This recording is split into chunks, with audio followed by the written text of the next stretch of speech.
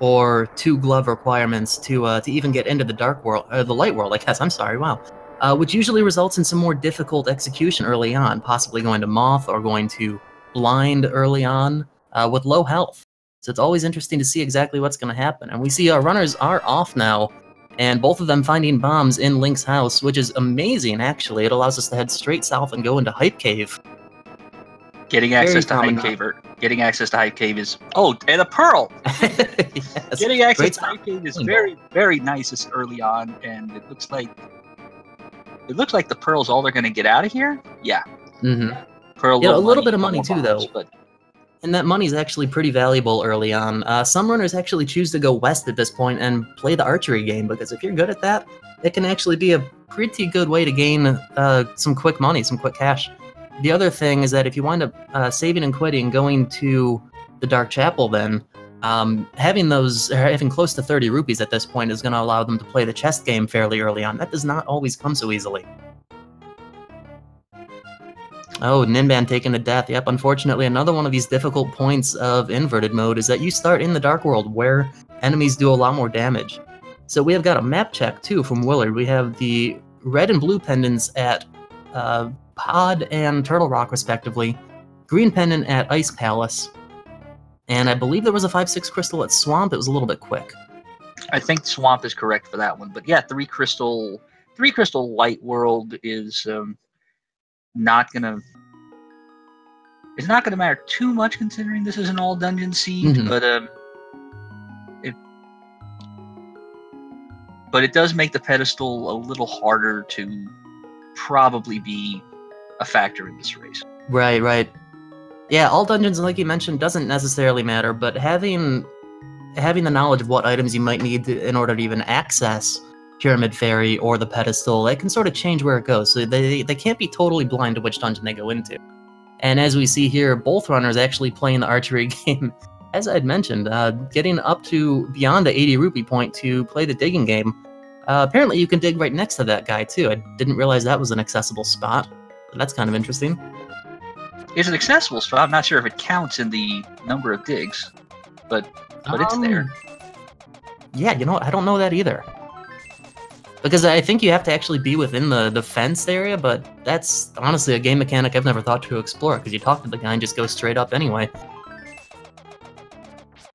Ninban going to town on this archery game, though, really farming the money, coming in great on it, up to 250, 273 rupees now.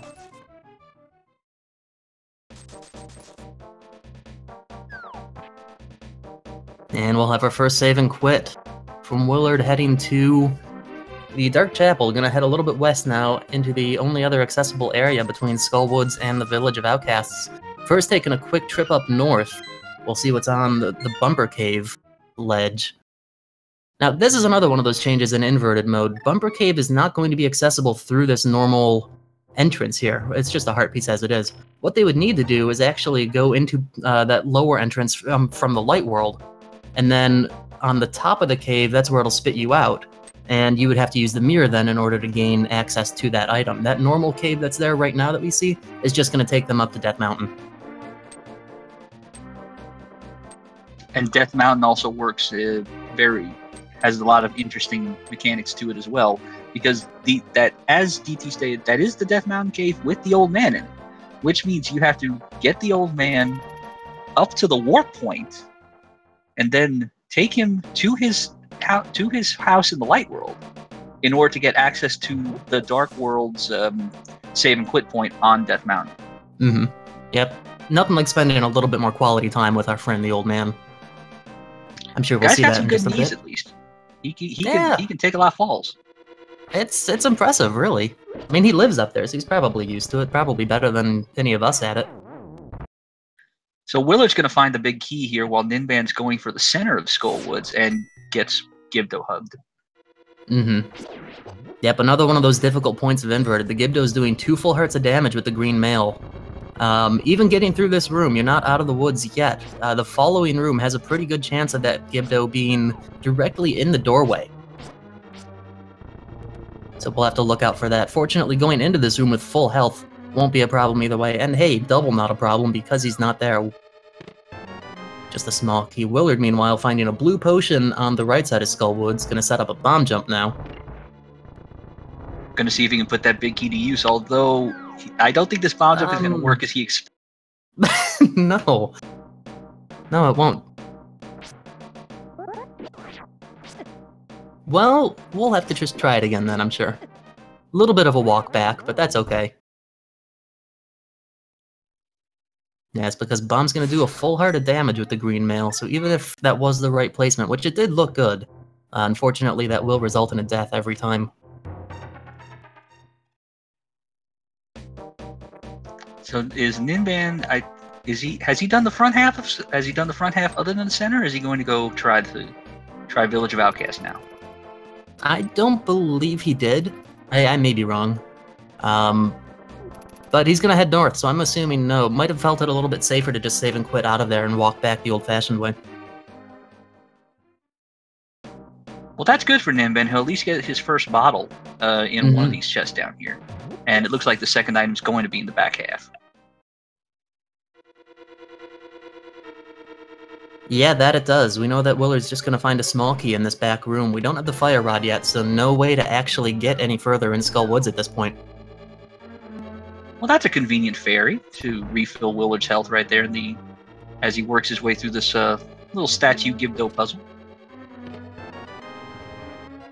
Yeah, we'll see how his luck fares him. These Gibdos giving him quite the runaround, though.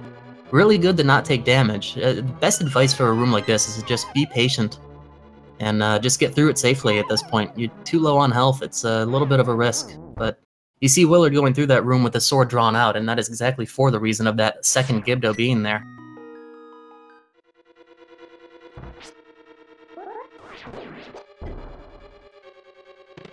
Ninban with a really nice setup on that bomb jump, able to sort of release the spin attack right as you're about to fall into the pit, and that sets you up on the perfect pixel in order to get across. And Ninban also optimizing his death warp there by running into the Moldor and falling into the pit and able to get out as quickly as possible. And he and Willard are going to be synced, it appears, heading into Village of Outcasts. Yeah, kind of interesting how that wound up, isn't it? Both taking very different routes, Ninban having to save and quit at one point and then go back from Sanctuary, and here we are. Basically neck and neck. Step for step in the early going. 3 chests here in the Village of Outcasts, and at least the front 4 at Thieves Town, probably more depending on what they do or don't find. They have a sword, so it's going to be difficult, but if they're practiced enough, they can beat blind. Doesn't mean it's going to be an easy fight, obviously.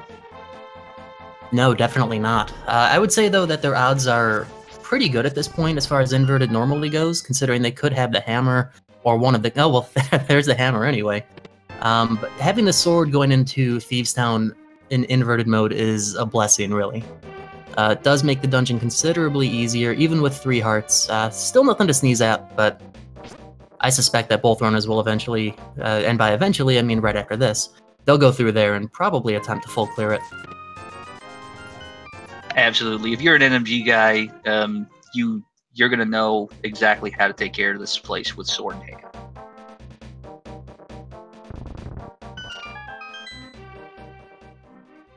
Well, let's see what it brings us. It's going to be a nice little walk. Ninban taking the lower path. Seems to be slightly quicker, but, I mean, less than half a second apart. Just 20 rupee in the first chest. Question about the sprites at work here. WillardJBradley, of course, is Homer J. Simpson. I wonder if the J's are related.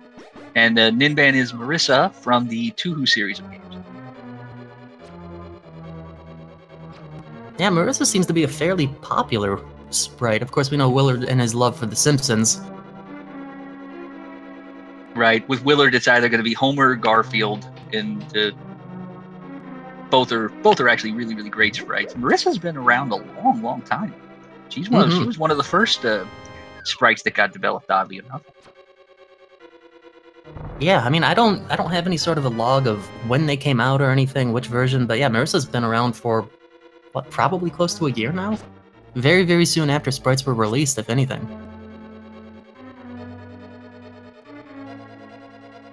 So Willard in a slightly better position, working his way to the back. 3 hearts versus Ninban's 1.5. There we go. Mm-hmm. And Willard also on nearly full magic, while Ninban hasn't been fortunate enough to find any yet.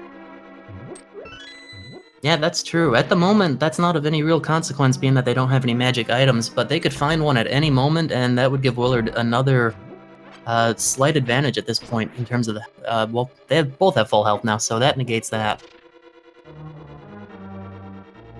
Either way, it is a scary dungeon to go through. A lot of these Dark World enemies will do 2 full hearts of damage.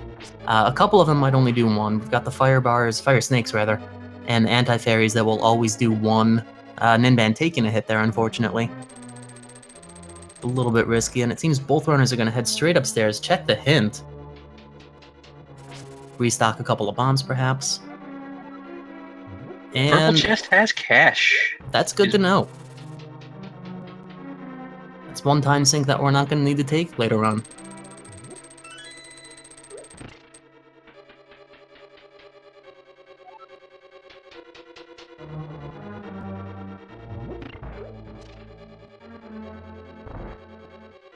So Ninban's going to work his way into the top of Thieves Town, where you have to bomb the floor to open the skylight and let the maiden out into the sun. Ninban playing very cautiously, unfortunately, still winding up taking a hit. Was able to dodge a couple of those crickets and kill 1 or 2 of them, but unfortunately they just kind of snuck up on him in the end and took him out. So we'll just have to walk on back. Yeah. The unfortunate thing for him is he didn't get the chest or bomb the hole, so he does have to go back there and take care of all that before continuing in the dungeon. No, the bomb didn't blow up in time? I didn't think it did. Or did he die going up to the chest?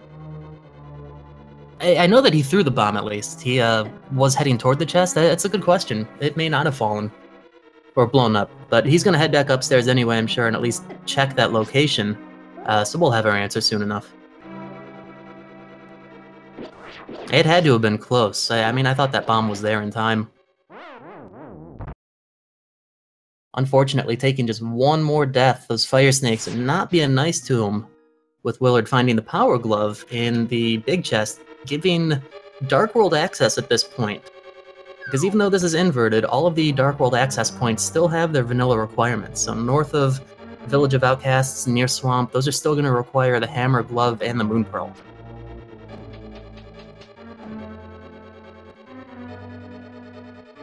I guess the other positive out of this is that it technically means that 3-heart blind is not required. True, Willard could leave if he likes, but he's Willard. He likes a challenge, and he'll take the maiden upstairs and see if he can finish this dungeon off.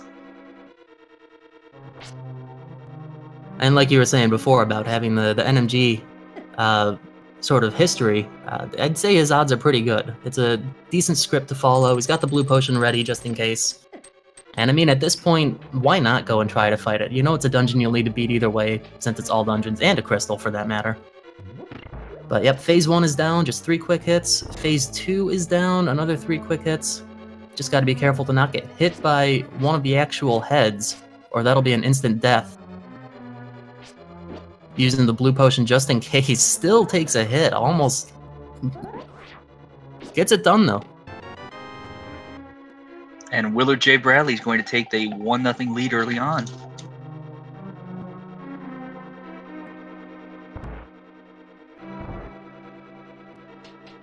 Ninban finally back to where he was in the dungeon, heading back downstairs, and is going to be following in those exact same footsteps soon enough. With the amount of deaths he's taken, he might be item counting. So if he might be item counting. He might get the glove and the money and leave, but depends on how confident he is going forward. Because he is taking a lot more time than he'd probably want to in here so far. For sure, and it's difficult with this mode to not necessarily feel the tilt early on. It's a difficult mode, and there's no 2 ways around that. It's a very, very strong test of execution and dodging and survival. But absolute props to Ninban for continuing on, giving this another shot. We know that there's not a whole lot left for Ninban to do aside from this dungeon. Having that hammer would open up the pyramid, or Palace of Darkness, really, if he were to choose so.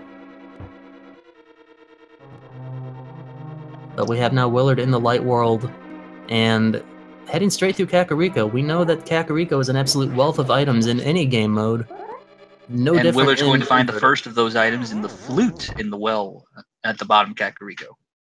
You know, there's never a more convenient spot to find the flute than Kakariko.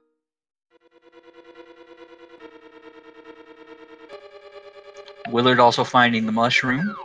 Now, the flute in Inverted is also an interesting item. It actually isn't required for any specific location because Meyer is accessible with the mirror only now. Mm-hmm. But with all the flute location spots in the Dark World, you could actually fly around there much easier and get from place to place, including off and overlooked spots like the Dark World Hint on southeast Dark World. Yes, that's true. That's a hint tile that you don't see too often. The very southeast corner of Lake Hylia, under the rock opposite of where Ice Rod Cave would be. So yeah, that's one way to make that fast travel of good use and check out a place that isn't seen too often.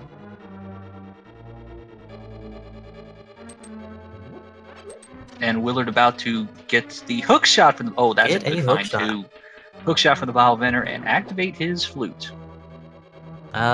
Maybe having a little bit of trouble there. Didn't seem like it was activating at first. Might have tried to play it before. So yeah, what the hookshot does at this point, in addition to having the flute, that'll get us access up to Death Mountain, and from there we'll be able to walk up the mountain in the Dark World, and get into the Light World from the normal portal south of Hera, and then if he were to so choose, he'd be able to go back down, jump down, head east, and hop across that bridge with the hookshot. So there's quite a bit of locations that have opened up just from finding that. Ninban unfortunately taking yet another death. The seed is not being kind to him, and he's just going to bail on Thieves Town at this point. He got the glove out of it, which is the most important thing, and he is going to retreat to the Light World and see if he can get some help. Yep, you know what? At this point, I think that's a sound and reasonable play.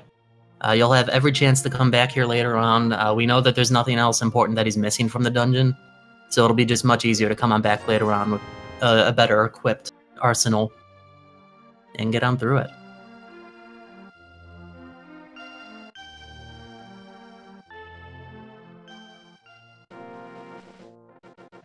Willard's going to give us our first look at the library and the race game. Looks like Ninban's actually going to try Lost Woods first. You know, not a bad play. I mean, I guess it's one of the things that I've not considered too often is how do you route this initially? Because Willard came in and just went straight south. But there's viable locations up to the north. The two within the Lost Woods, you'd be able to check what's in the Lumberjack's tree. So at some point, Willard's going to have to route those in. If he's curious, that is. You can Not walk really to Graveyard. A lot, though. You can walk to Graveyard Ledge, and here's Willard showing off one of the new infrastructure projects, the new south of Grove hillside. Yep, and the fact that he's going to pick up that heart piece raises another point that I don't think we've touched on too much at this point. This is a hard mode seed as well. So hearts are going to be fewer, there are less of those to get. The number of swords that we'll be able to get will cap out at 3, among a number of other small changes that do simply make the game more difficult. So you may see runners going out of their way slightly for heart pieces or heart containers that they may otherwise skip. Yes, help is few and far between in a hard mode seed, even less so in the expert difficulty, which will show up starting in the bracket stage of this tournament. Mm-hmm. Yeah, for sure. That'll be real interesting once we get there. And we do know that this is an Uncle Assured seed, so there we have it, our second sword. Now, there are still 4 within the item pool in hard mode, even though you can only collect... Once you collect your third, the fourth one will turn into a 20 rupee. As we find our bow near our uncle, fantastic location, fantastic find. And I won't be too surprised if we see Willard make the play east after going through Escape. Yeah, you know what, maybe this was his routing. Maybe he planned on going through Escape, and then to the back of Escape, and then up to the Lost Woods area, just to make like a full circle out of it.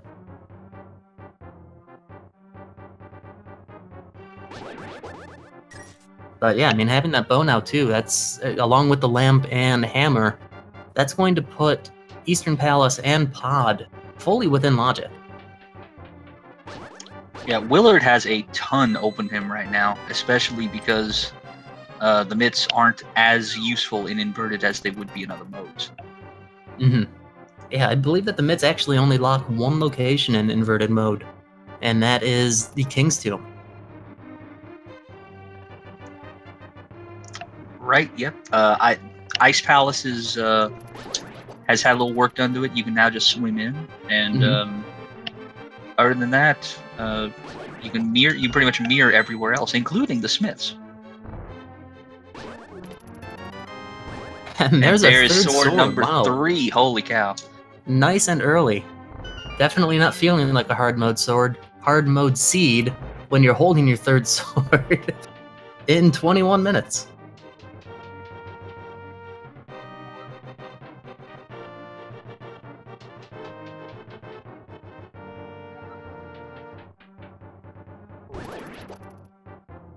So I'll head downstairs and make use of that sword on Ball and Chain Guard. Just 2 quick swings, knock him out.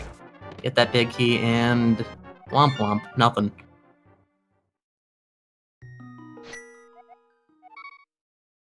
Kind of an interesting decision to save and quit out of there. One didn't want to set up a death warp or anything. He's just gonna work his way back to the Dark World, and we'll see what his next move is.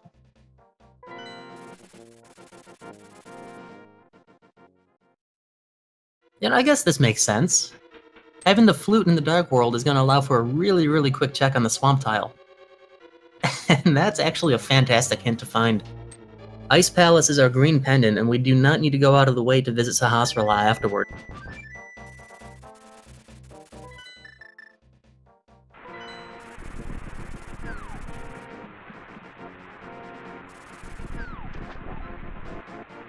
Gonna work his way to Meyer area now. We can get a little info on Meyer's front door, which looks like it requires Quake. And that is what I saw.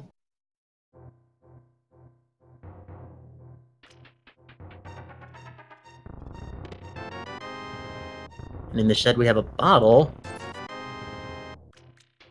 I guess that's good for something. You can never have enough potions in hard mode. No, that's true. Although they won't refill quite as much, they could still be useful due to the general lack of health to begin with.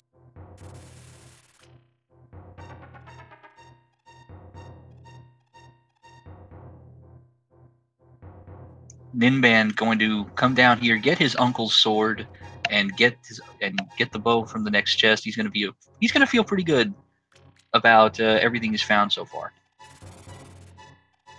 Yep, you know what? It's a good way to just get away from Thieves Town and just sort of recollect yourself a bit. After getting all of these items, you've got a lot more to do. You can just sort of slow yourself down a bit and just go with the rest of this at your own pace.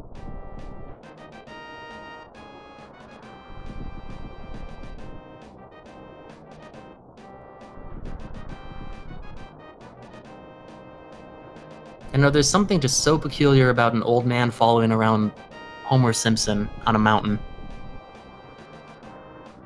It looks totally natural. He looks quite interested in whatever Homer is saying.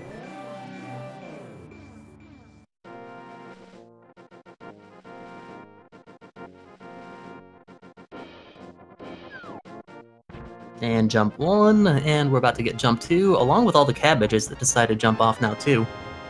It's the blue rupee from the old man. And time to go back up the mountain. I'll be curious to see if Willard heads straight east, or if he's gonna at least head up and check what's inside a Spectacle Rock. Looks like straight east right away. can probably check the spectral rock stuff on the way down, just make a good circle out of it.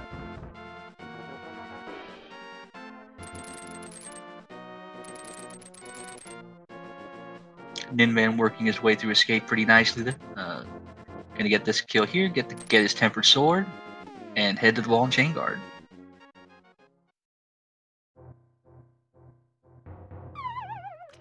Meanwhile, Paradox Cave on the right side of your screens. We know that there's a lot of locations here, 7 within this cave alone, 2 here, 5 more upstairs. Hookshot Cave, not Hookshot Cave, I'm sorry, Spiral Cave, which is more fun with the hookshot because you can actually kill all the enemies easily. It's gonna have another 1. And as you had mentioned earlier, we'll be able to just walk straight across this bridge to the floating island. We can walk across the floating island, and we have access to the Mimic Cave right now through a little carve out that's been put into the cliffside. That is true. The shield and a shovel. And a failed bomb jump. I mean, actually, I guess it was technically well, he's gonna just make me eat my words anyway and just leave the cave, so never mind.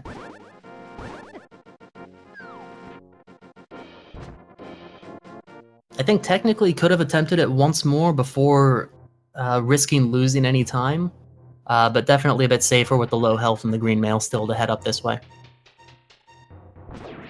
And at least he didn't fail it by actually having a bomb explode on him, he just fell. So That's true. So he's still on 3 hearts and doesn't have to worry about that right now. And I guess technically it's not a failed bomb jump then. That is the boots, though. That is going to be huge for Willard's movement speed. Yeah, always one of those feel-good items. The sooner you have it, the faster the seed feels, even if the seed winds up being garbage. The later you get it, it's just a feel-good item. So great to have that. I'm very excited to use it and dash right into the blue jelly. Ninban, on the other hand, heading through Escape all the way, something that we were curious about. We'll get our first look at the back of Escape, these 3 locations, in a moment.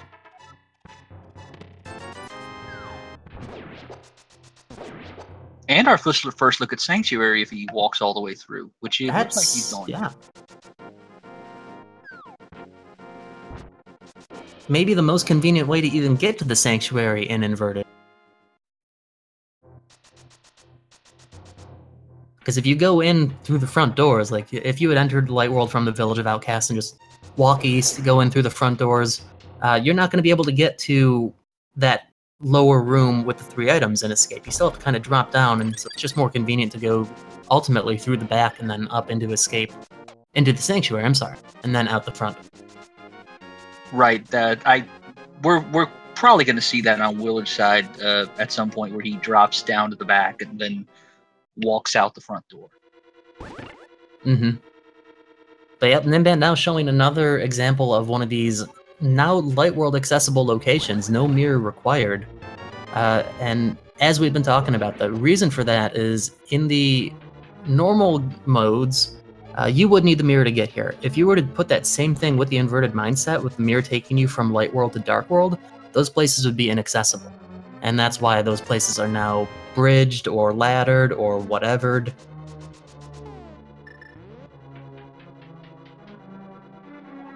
So we get a very, very good hint in Hera that a piece of heart is in Ganon's tower, which is good news, because that's one of the 20 that they'll hope to find here in the sea.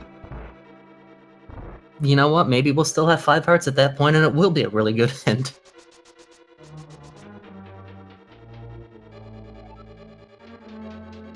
And here we go now heading to Eastern Palace on Ninban's side.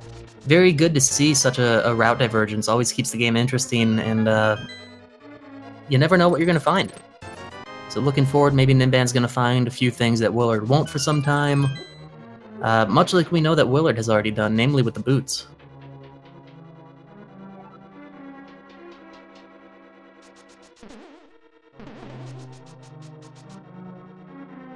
A little bit of lag in that hard hat beetle room. And hey there, Moldorm. We've got 3 things to say to you after we climb back upstairs. Moldorm shoots and scores. Read. Hits him straight out of the park. Looked like a home run if I've ever seen one.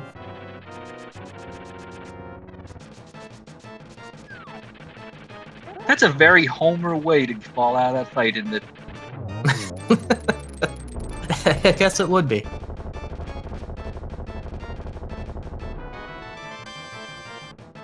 Ninban heading through Eastern Palace. Using the hookshot greatly, one of the best things about having the hookshot in Eastern Palace is being able to take that little shortcut and just cut out a couple of rooms, finding the big key in that second chest.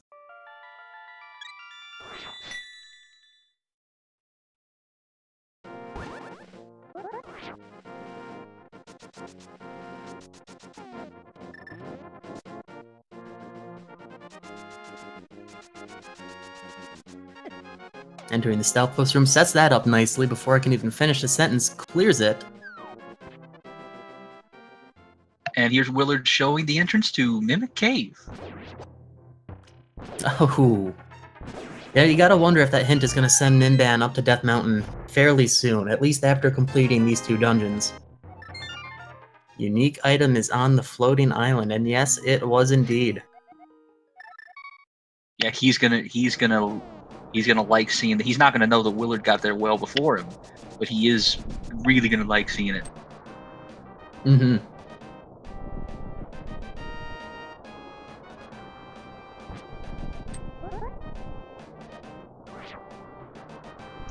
So Willard looks like he's gonna traverse Dark Death Mountain, probably do, if he can dodge these Lionels, do hookshot, Super Bunny, and get some info on Turtle Rock's front. Mm-hmm. Yeah, it shouldn't be too often that you would need to enter Turtle Rock from the front. I don't really want to sit here and try to think of all the possibilities that you could need to, because I don't think there's many. But still not a bad thing to have the medallion knowledge, at the very least. I mean, if we don't find the mirror, then I guess at some point it could be in the front? Maybe that's one of the only ways? I'm not really sure. Finding blue mail, though, in Hookshot Cave, not a bad find. Yep, there is a second mail out there, but that Ninban could find somewhere else. But it's hard mode. You're only going to be able to access one, and the other will convert to probably a 20 rupee or something else. And speaking of the mirror, we find it in Super Bunny Cave. Well, there goes that chance of a possibility. Still, great item to have. Really, really nice to find. It makes opening, or going through Turtle Rock, just a really, really interesting process in inverted mode. Similar to how you might come across it in Entrance, of course in different locations, for those of you familiar with the Entrance shuffle modes.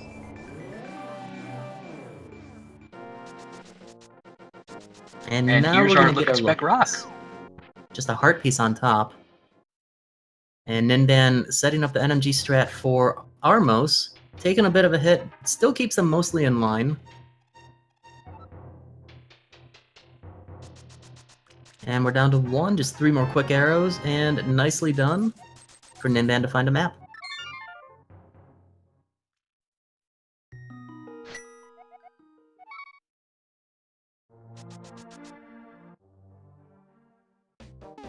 So Willard got the hint about the graveyard ledge. Some arrows are above the pose. There we go.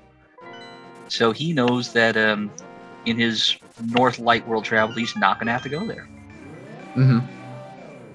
Yep, saves a little bit of time. Of course, because of that ladder, it's not going to save as much time as it would in normal modes, but still, it's one less location that you have to check, one place that you know you can just skip, so definitely welcoming. As Ninban's going to take a look at the back closet of Sahasraral's house and finds 20 rupees.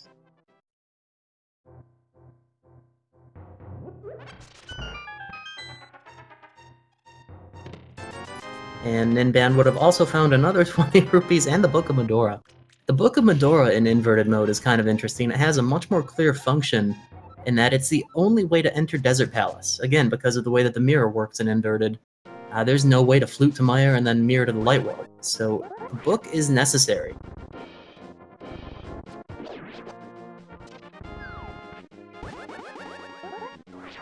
And Willard's going to make his traversal through Eastern, while Ninban is not taking the bait on the floating island hint, and looks like he's going to go to Pod.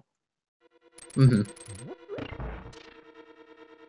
I believe that the hints work in a way that there's going to be one hint about the boots, and that could have been that one. I don't think it explicitly says the boots are in XYZ. Again, hints are new. I'm not that brushed up on my knowledge. I don't use them too often.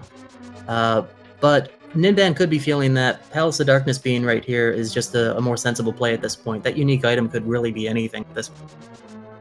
True, and it essentially just lets him. He has I believe he has the green pendant hint that that's a useless pendant. So. Yeah, I think he checked. That was in Swamp, right? I think he checked that early.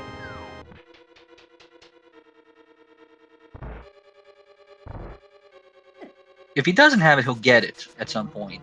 Yes. And essentially, this entire corner of the world will be done for him. Yeah, let's go with that. I like the way you think.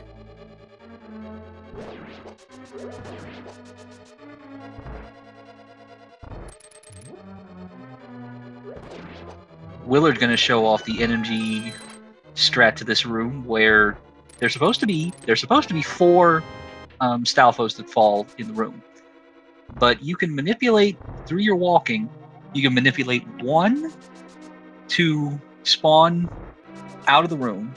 You can manipulate 1 to spawn on the pot, which leaves 2, and then you just kill those 2 with pots and the sword slash you, because their hitboxes show up before they do.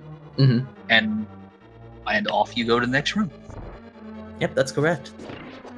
And finding the fire rod in the Palace of Darkness big key chest. Super, super nice to find. That's going to open up the back half of Skull Woods, which I recall there being 1 item in. Not to mention that Mothula is still going to be a requirement, so we will need to head back there at some point. And that's a great hint, too. I missed the first line of it, though. We scrolled right through it.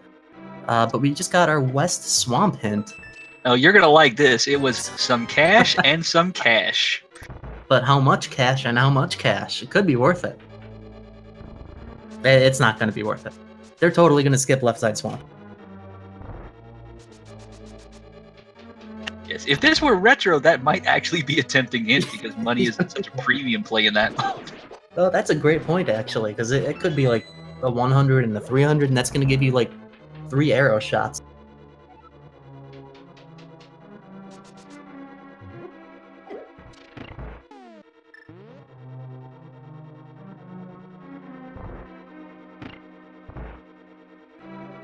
So Ninban able to find the big key and a small key over here on the Bowlock side of Pod, and it looks like he's gonna go ahead and beat Helma and then come back in to finish the rest. You know, I actually kind of like this.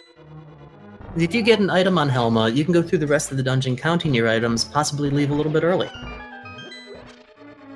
Especially still missing map and compass. If those happen to be the 2 locations you check last, for instance, somewhere in the Dark Maze, you might save yourself a little bit of time that way. Yeah, map, compass, Dark Maze is probably more common than you'd like to admit. It's like, why did I come back here?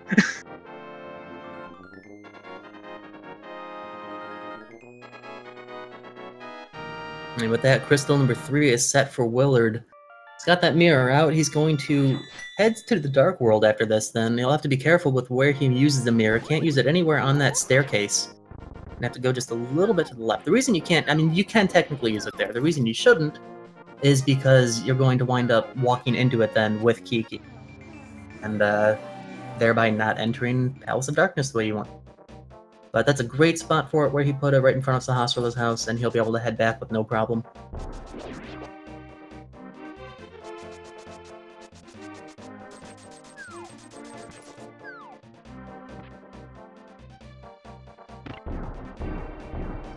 We'll have our first look at the Helmasaur King with 4 hearts, green mail. Everything in this room, aside from the spikes at the top, will do 2 full hearts of damage. So the tail wag, or any of the fireballs. The Ninban will have to be a little bit careful, but it should be a fairly straightforward fight. It's already got the mask off. He does take a tail swipe, though. Is he going to try Tempered Swings? Yes, he is, and he's going to succeed and get himself dungeon number 2. Yeah, that could have been a little bit dicey when Helma's RNG takes him to the bottom of the room as he's swinging his tail, as the fireballs are exploding. There's not a lot of room to work with. Ninban did a great job avoiding it and only coming out of that with the one hit.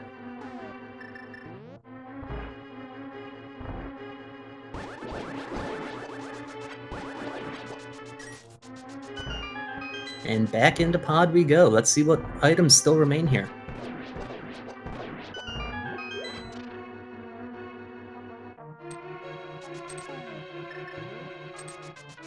Now, depending on key placement, too, we could wind up saving ourselves a little bit more time if that Hellway chest winds up having a small key and we're able to skip that.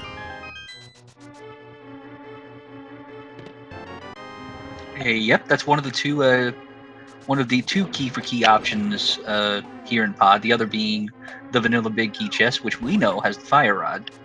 So Willard will need to get to that eventually at some point in this dungeon. So that's compass. If we only find one key down here, then we know that the small key is going to be locked in that hellway. If we happen to find two, then we're going to have to go there for another item or the map. There's the silvers. Nice item to find. Probably would have liked to have that a couple moments ago, but as we saw, still cleaned up that fight just fine. Well, it is hard though. So, oh yes, you so caught the me. silvers aren't as. Yeah, you can explain why you. Well, the way that hard mode and expert, as we'll see in a couple of weeks in brackets, works with the silver arrows is that they're only usable in Ganon's room, and it's that plain and simple. You still have them; they're still in your inventory. You cannot switch to them. The game will not let you until you're in Ganon's room. You will have to manually switch to them though once you get to Ganon's room.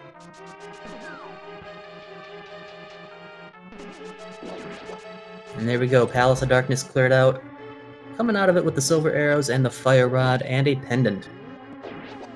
And again, we need that pendant because this is an all-dungeon seed, so pendant and Aga 1 are still going to be required.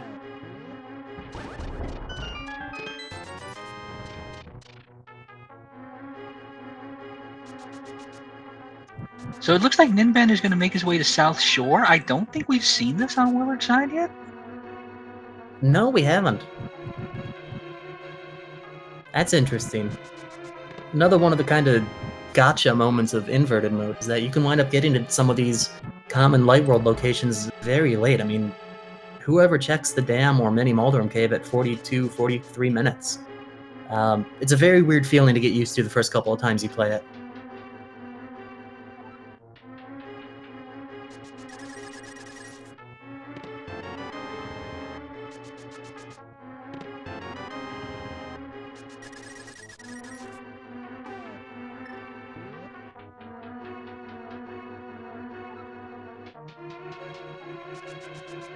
Ninban draining the water gate here.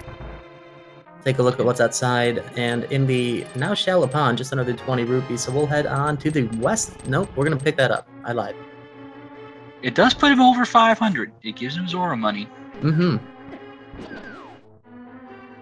And with that glove, we do have logical access to Zora, of course, so it's possible we'll wind up seeing a fake flipper, but I'm not gonna get too far ahead of myself. I usually wind up regretting that. And here we'll check Mini Maldorm Cave, while Willard is already just about set with the Palace of Darkness. Heading into those final areas now. Just a couple of quick arrows on these mimics, and we'll head on through. Just seems like I was going to say a little bit of money. Turns out a lot of money in the Mini Maldorm Cave for Ninban. That's going to solidify his decision to go to Zora even more. It certainly could. And of course, you have the Moon Pearl. Because this is inverted and you're in Light World, you have the Moon Pearl. So waterfalls available, hobo. So he can get all the necessary fake flipper checks done as he pleases. That's true. I mean, certainly good to keep the options open. Some people aren't huge on sequence breaks. If you're in the area and you know how the game mechanics work, which Ninban does, why not?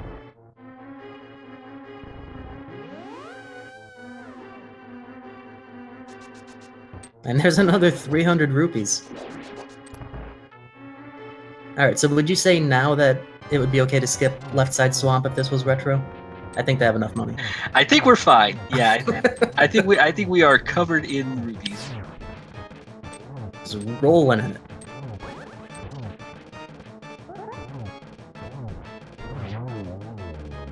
Really, really nice. Willard getting 2 hammer hits in with the sword out, and then a quick spin to finish off Helmasaur.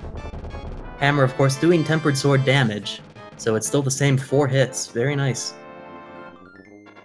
That was really, really sharp on Willard's side, and it's going to put him, give him a 4-2 dungeon lead.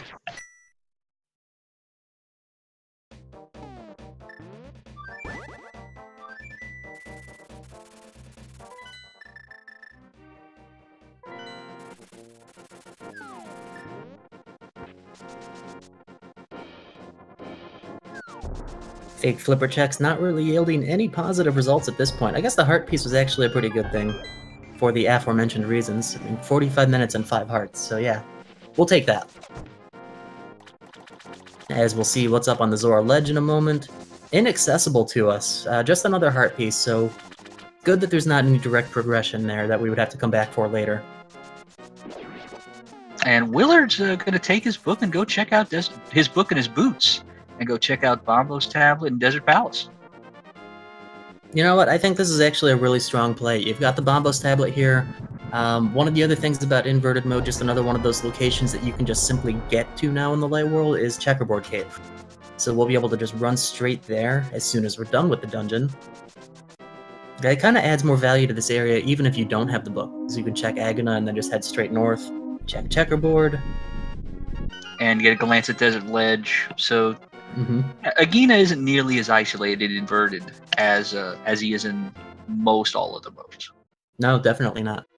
And we see Ninban walking out. Just gonna continue to go that way. I was thinking maybe he's gonna turn in the mushroom, but using this chance to check out what's on the Hylia Island, which is just 10 arrows, not really worth it, and walking all the way to the hobo.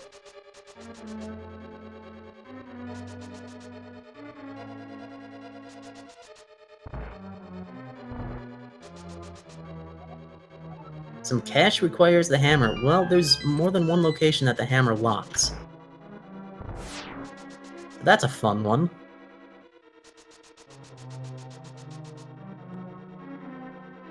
Yeah, the hints are accurate doesn't mean they have to be useful.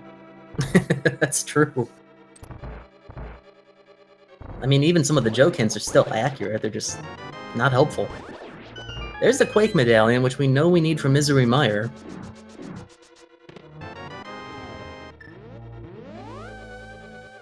Our tracker noting that that is also a repeat of an earlier hint where another hint said some cash requires a hammer. So accurate and common. And maybe there's 2 cache locations hidden by the hammer. I'm just thinking outside the box at this point. But we have Ninban up on Death Mountain now. Definitely going to be a rewarding experience between Tower of Hera and the boots. And as well as a couple of other odds and ends to clean up. Mirren Super Bunny as well. That's right, yes.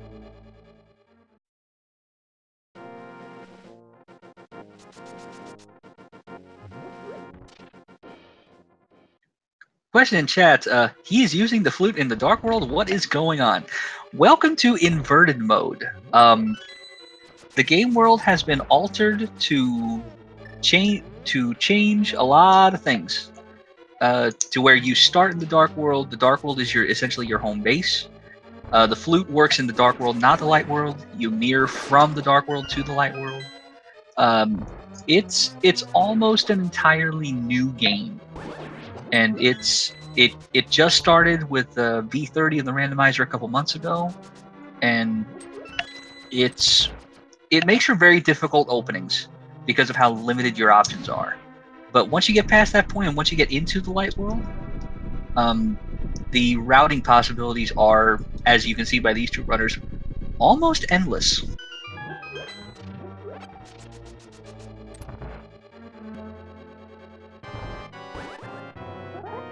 Willard's going to work his way to the Landmolus fight.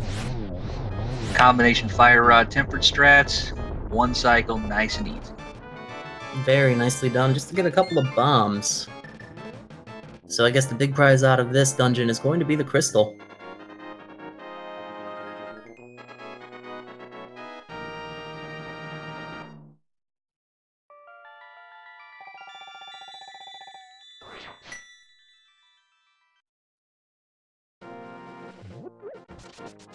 And here we'll have our northeast desert checks of Checkerboard Cave, leading into Agana's Cave. Nothing of any use there. Ninban, about to pick up the shovel, picked up the shield in this room as well, catching up a little bit on those items. And is on the brink of getting the boots. Just a dash away.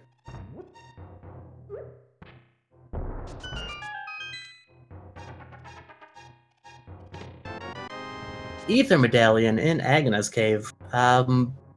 Safe to say that's probably not necessary, but hey, it's a medallion.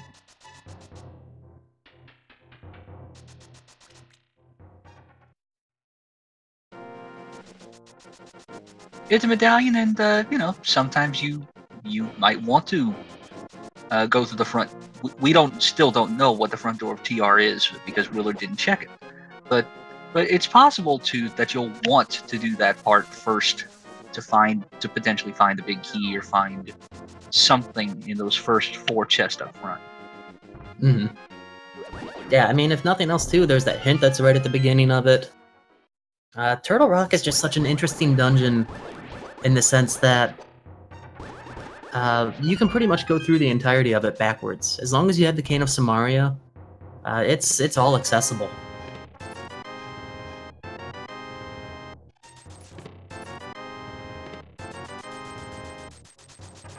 Willard completes his robbery of the South Shore Bank.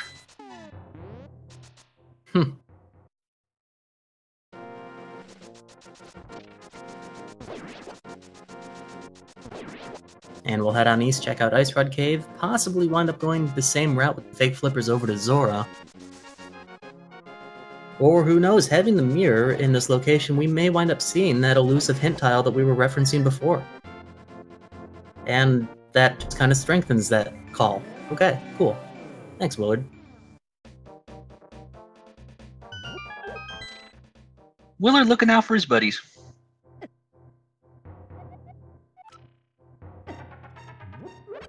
A unique item is in the Dark Village.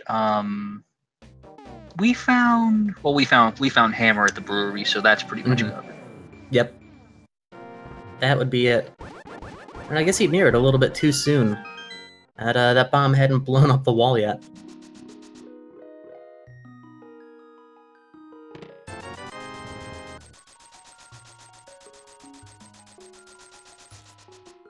So Ninban taking a bonk on those rocks. They always have a fairy in them, so if you're low on health, that's always a good place to stock up quickly. And we're going to head west across Death Mountain, enter Tower of Hera, but I presume not before checking the Ether Tablet.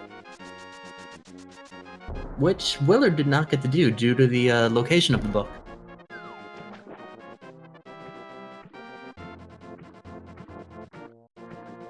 And we have a heart piece. Still not quite taking us up to that 6 heart level yet. So Willard was able to set up a stored water walk here. If he did it properly, you should see the results when he jumps down from Hobo.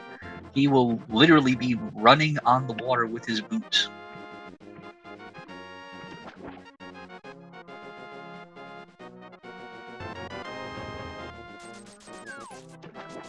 And there we go, nicely done.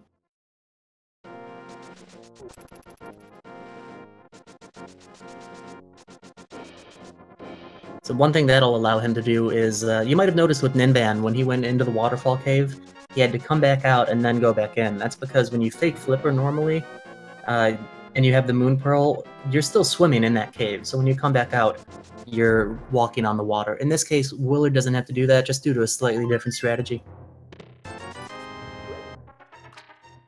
And he's going to throw a bottle in and see what sort of free goo we can get.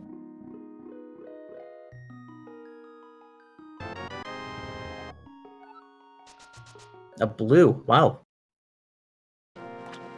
That's about as good a prize you can get. I think it literally is about as good a prize as you can get. Oh yeah, I was reading earlier that fairies don't show up in bottles in hard and difficulties beyond that. And I actually didn't know that before today. I believe that's correct. You cannot catch them. And the other noteworthy thing relating to that is that the magic powder will turn anti-fairies into single hearts.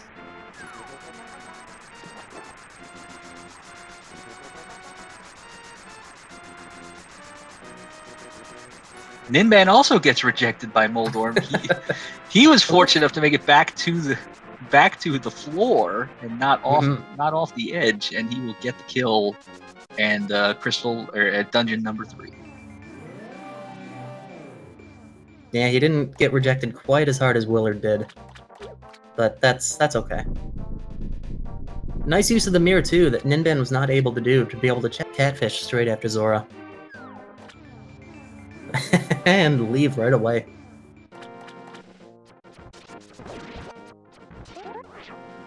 And this may wind up being a check on the mushroom. The witch is nearby, so why not? And let's see, what else does that leave us with at this point? I believe that Swamp Palace is open. We'd be able to do that. Nah, no flippers yet. No flippers, correct. No flippers yet. So that means Swamp and Ice are closed. Are we down to the back of Mire? Misery Mire or the back of Skull? Or if you're Ninban's really gonna feeling head back to the west. Or if you're really feeling frisky, you can go to Laser Bridge. You can, because that doesn't require the cane. And what's even more crazy is that the cane can be on Laser Bridge and inverted. Yeah, okay, so yeah, we do have some pretty good options in kind of all corners of the world at this point. Do you have an opinion on the best one, given what you know? I mean, at this point, my gut would be telling me go to Skullwoods, just get that last item, get that dungeon done. Maybe check the pedestal while you're there. I haven't even really thought about what could be on it. I haven't looked at that yet. But Laser Bridge is the most dense out of what's available.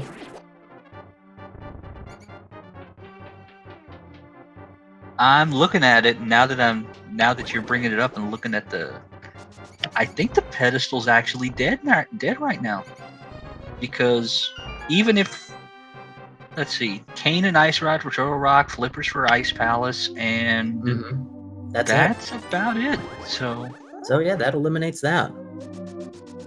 We don't need to worry about the medallion for Turtle Rock, because if we could somehow find, which happens fairly commonly, find the small key and a big key on Laser Bridge, I mean, we could take that dungeon out.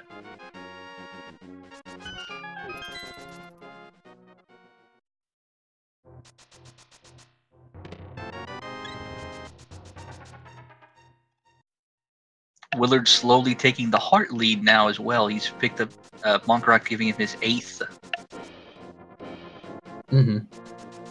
Yeah, and 8 hearts with Blue Mail in hard mode is probably about as comfortable as you'll get for a while.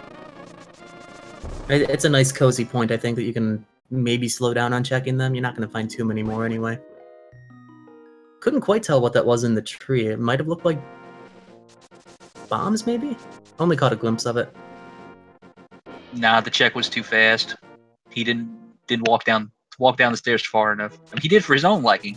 So yes, he must like what he sees. He's definitely satisfied with it. And we're gonna get a pedestal check.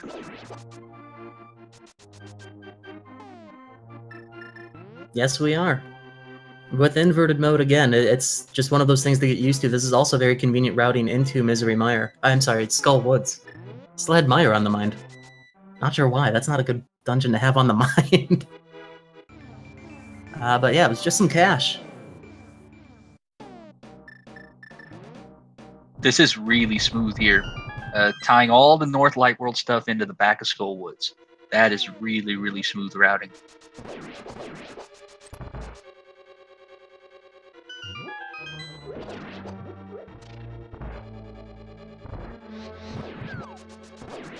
Ninban still having a little bit of trouble with blind.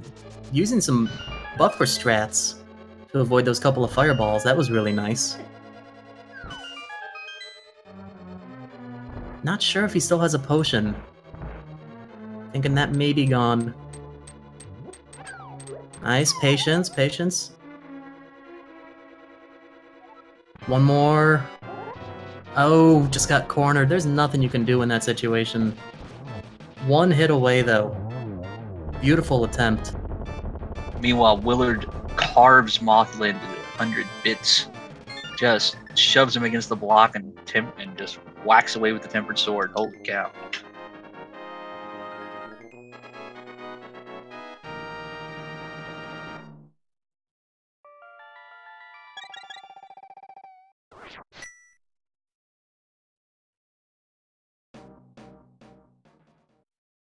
We got another full health attempt against blind. Sword beams can be good in this fight. When you fight blind for a second or more time, blind starts higher up in the room than the very first time that you bring her into the dungeon, and that makes it a lot more difficult. So having sword beams in this case is actually one of the few points in the game where you really want them. Because you can see Ninban is just safely swinging away from below and takes blind out entirely just with the sword beams.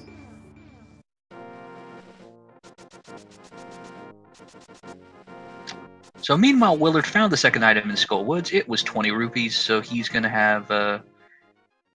Looks like he's gonna walk out here, and we're gonna find out what his next move is gonna be.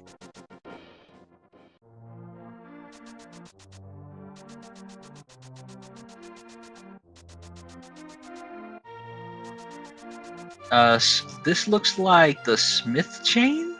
Mm-hmm. Just another one of those fun places to mirror. Titansmith's not required for the blacksmith either. You just use the mirror right at the library, spawn right on top of them. There's a little bit of wiggle room. It's kind of tight. You might wind up mirror bonking a couple of times the first time you try it. It just makes this whole route so convenient, though. Being able to take the blacksmith home right here and use the mirror straight afterward to get the purple chest. We know, of course, in this case that it's just a little bit of cash that's inside, but still, really nice strategy in most cases. And even without the purple chest, you can mirror to the hammer peg location, which is That is also true. not mirror locked. Or not mid-locked, I'm sorry. That's alright. And he's going to do just that. Just a couple of quick hammer dashes through, and all of these pegs will be down. We will see another item. We may not get another item, but that's okay.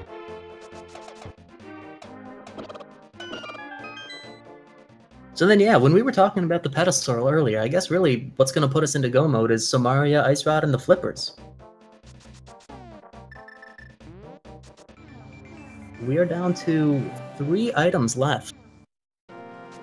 Still a pretty good amount of game to check, too. And we know that Skull Woods was a bust in terms of those items. So that's basically going to leave Laser Bridge and Misery Mire as the last main checks. Now, Misery Mire is a bit of a scary one to head into at this point, though. We've got the shovel, too. So we'll get that out of the way. But Misery Mire without the Cane of Somaria, we may only be able to find one of the items, depending on whether or not Vitreous has one.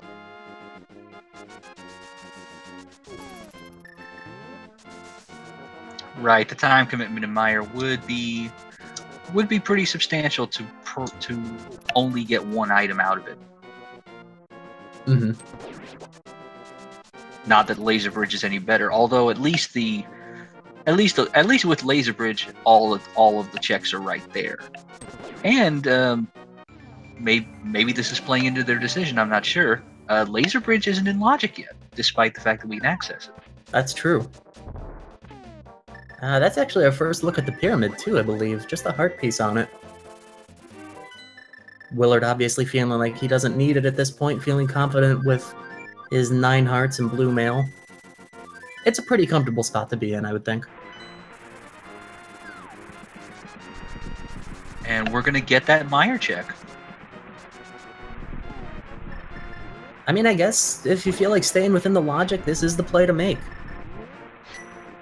So certainly curious to see what we're going to find. I'm kind of going to chuckle if it is Cane of Burna, for instance, and then Laser Bridge is in logic. So we could have just gone there anyway and cut out the middleman, but you know.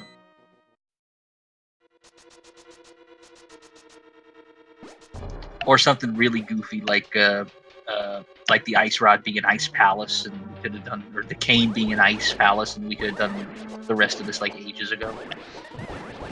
Or something really, really goofy like the Red Boomerang. That would be useful, he said sarcastically.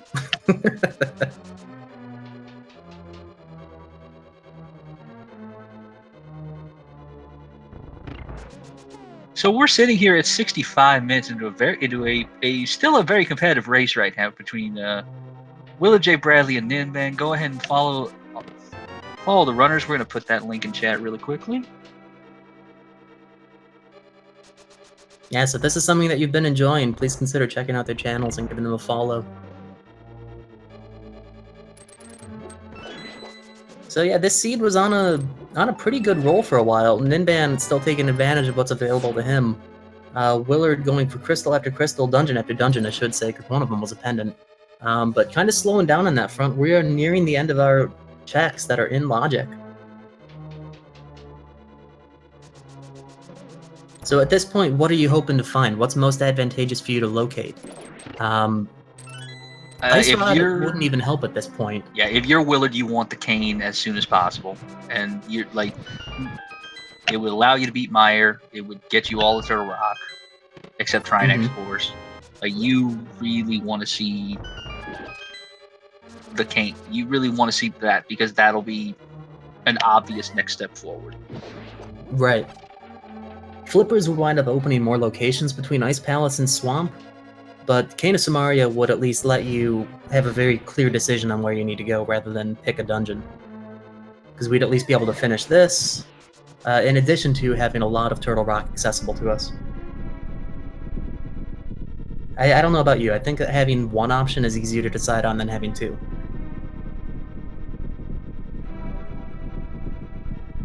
I can agree with that math. That's good math on stream. I like that. I don't even like math, but I'll take it. Something sharp is on your uncle. Really, game? Magic Cape. You called it. Laser Bridge is down in logic. That's the second item, too. We found a blue ruby before that. Yep, so Willard's got to find the big key and get out of here. Mm-hmm.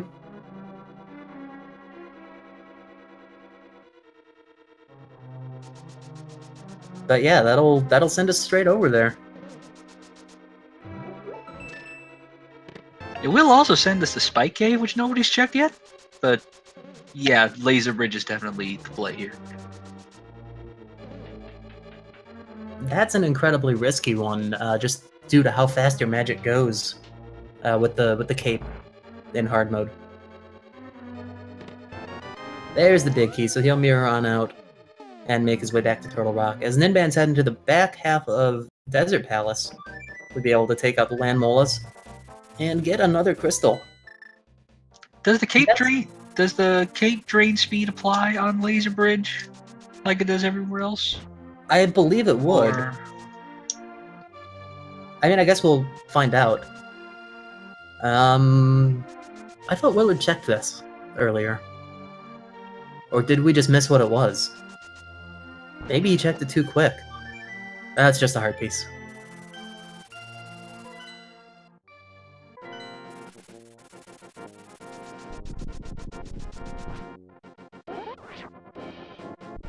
Question in chat. So Spike Cave is the only check left? No, because of the new mechanics that have been put into the world.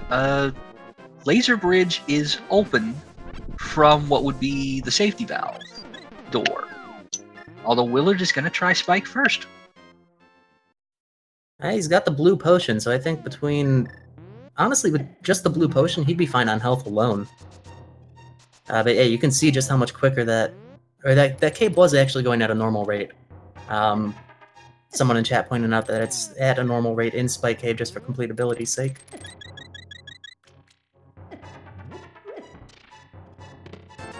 And 300 rupees. We're going to Turtle Rock.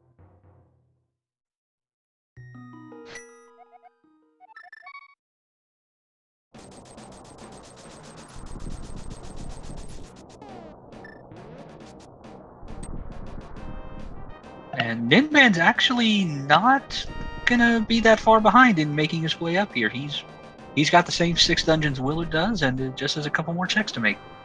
Mm-hmm. Yeah, it might just be one or two locations left to check. But in terms of crystals and pendant counts and whatnot right now, we are even. Willard stopping and thinking for a moment, how do I get there? I don't have the Titan's Myth, so we're gonna have to go across the bridge again to the east side through the Light World.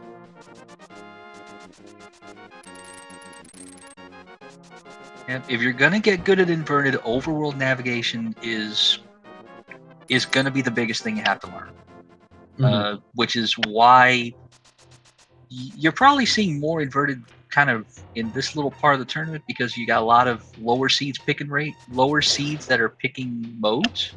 So if you want to confuse a higher seed, this might be a way to do it. Certainly one school of thought. I mean, it's such a new mode, too, that everybody's basically on the same playing field. It's been released publicly for less than 2 months now, I want to say. In fact, it might only be about maybe just over a month even. A month and a week, 2 weeks or so. So it's equally new for pretty much everybody.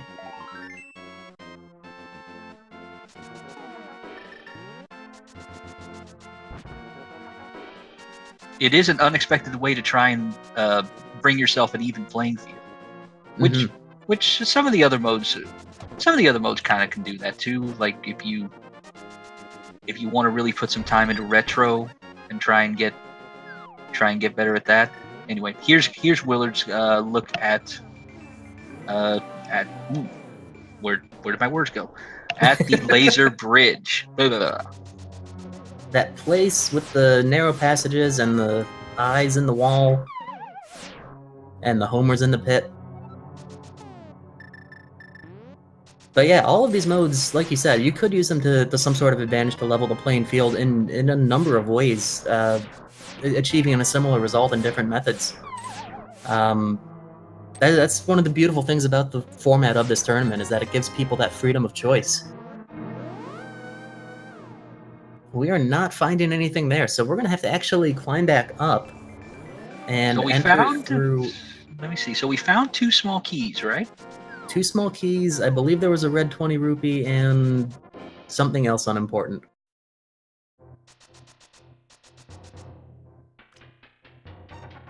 So yeah. Can we take the big chest door around?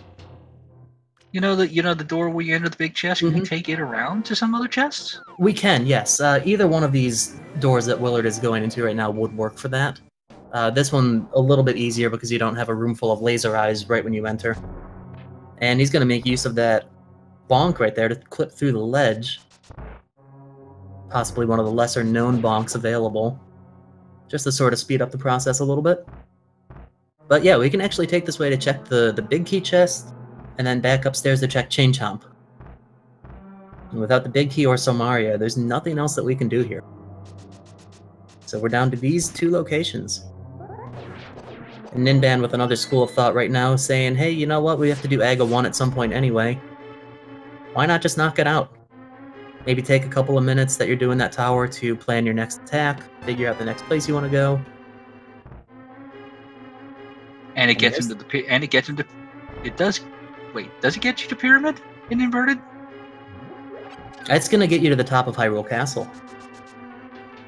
And you can then mirror to the Pyramid. You could, yes.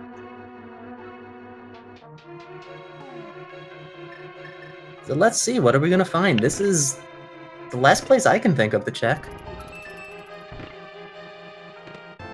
Flippers. Okay, well you've got Ice Palace and Swamp Palace now. Again, both of them need to be cleared, even though one's a pendant. This isn't all dungeon seed, which is As I mentioned, exactly why Ninban is doing Aghanim's Tower right now. So we're looking for 2 items still. Cane of Samaria and the Ice Rod. And you've got 2 decently long dungeons, Ice Palace being a little bit convoluted, but having half of the number of unique, I should say non-dungeon items within them. So looks like Swamp is going to be the first play that Willard checks with the flippers. And we have the hint about the left side of Swamp being cash and cash. So technically it's only 4 items for him, but it's 6 items, but he knows what 2 of them are, and he knows that he's not going to have to go get them. So yeah, so that's going to save 1.5 to 2 minutes just on its own. Yep. Makes Swamp much nicer than what you're expecting.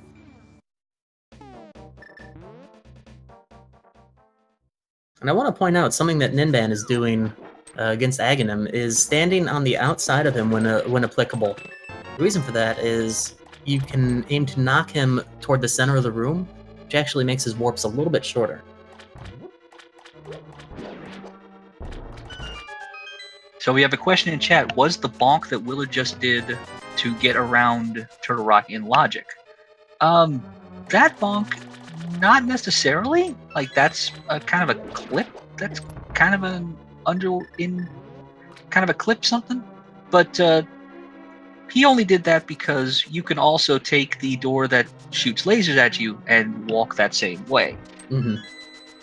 Yep, he could have even gone north through that room just by using the hook shot, and then to the left and achieve the same result. There were basically 3 ways he could have done that, and he just chose to be Willard.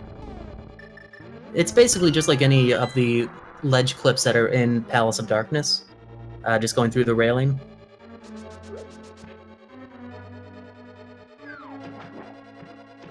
So yeah, by logic, you will not have to do anything like that. Correct. He just did that in order to show off a little bit, and it might actually be the fastest way to get to those spots.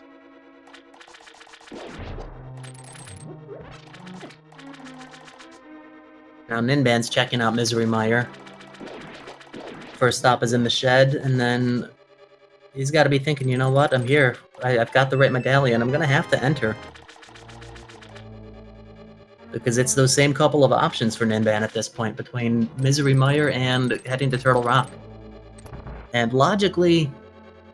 Actually, no, those flippers were in a spot that didn't even require the Magic Cape. So... Well, yeah, wait.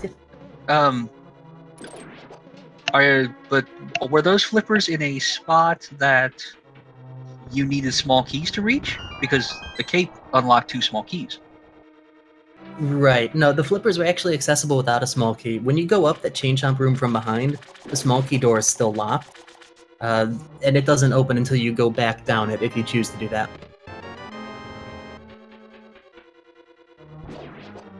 So there you go. Yeah, it's a really interesting kind of a thing. Kind of like in Ice Palace when you do the bomb jump, and then you drop the block, but you still come back upstairs. That big key door is still going to be... Is it? No, the small key door that you come up from that staircase directly is still locked behind it. And I think the big key door might actually be the same. Open from the inside, but you go out and then it's still shut. Kind of like how... Well, no, not like that. That's just interesting. The Misery Mire big key door that's on Ninban's screen right now is a small key door on the north, but a big key door on the bottom, which I'm not even going to try. I just don't know. That's the kind of thing you'd only find out playing, like, glitchless, EG type stuff, I would guess. Yeah, I mean, the game's full of mystery. And it takes some dedicated people to find all of it. Oh yeah, what are the words of the great Super Scooge? Game's weird, man. Game's weird, man.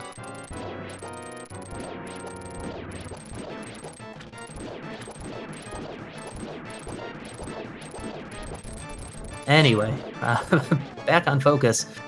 That was actually kind of cool, the way that Willard just knocked out that last puff and then turned right around and the other one was there. So we're on to phase 2 of Argus. Just 2 quick fire round shots, knock him into the wall, release a spin attack, and Argus is down. With just a heart container. So, you ready for some Ice Palace?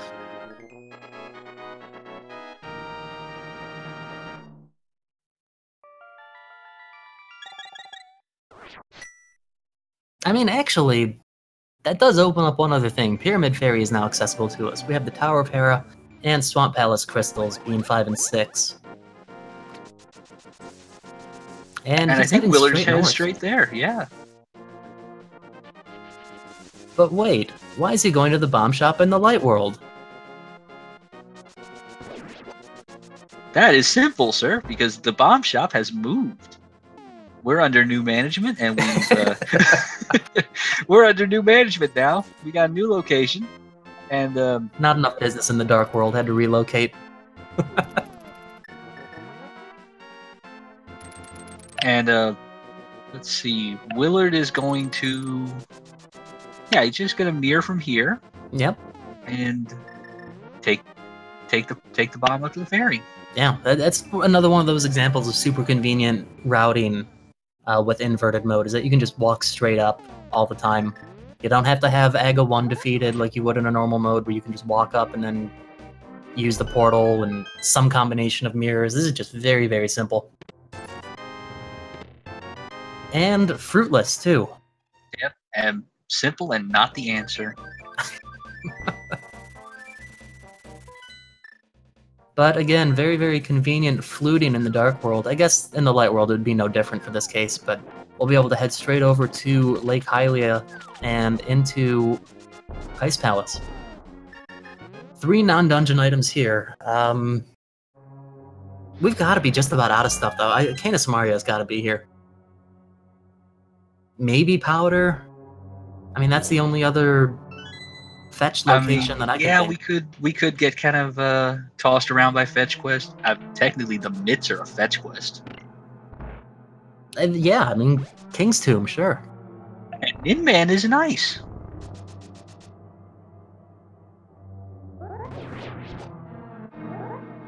Well, you know what? This could actually be really good for Ninban. Would still need to come back down from the mountain to do Swamp Palace, but in inverted mode, that's less of a consequence. Doing Turtle Rock, not last, doesn't really matter as much, because Ganon's Tower has moved as well. Relocated. So yeah, if Ninban happens to find, like, Kano Samaria, and if Ice Rod happens to be here, or even in Turtle Rock somewhere, then that's going to allow Ninban to take only 1 trip into Turtle Rock, as opposed to Willard's 2, and that's definitely going to catch him up a little bit.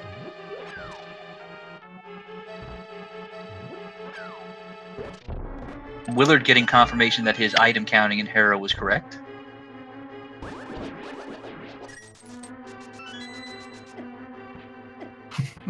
Dashing right into the spike. We'll set up for an Ice Palace bomb jump. That was very fast and very accurate. Ninban gonna follow the same sort of thing. Interesting to try and use the hammer to buffer it. Can't say that I've seen that before.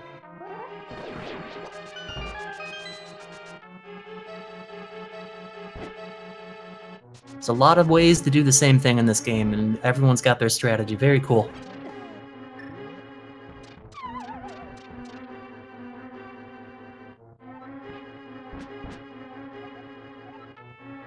We have another hint, some cash is on a boss. We may have seen that already. Yeah, we may have. So that's all 3 hints in ice for pretty much naught. So the best hint we've gotten so far, I think the best hint we're gonna get in this game is the fact that you could skip left side sword. Mm-hmm. There's the Kano Samaria. I had to see that one coming in here.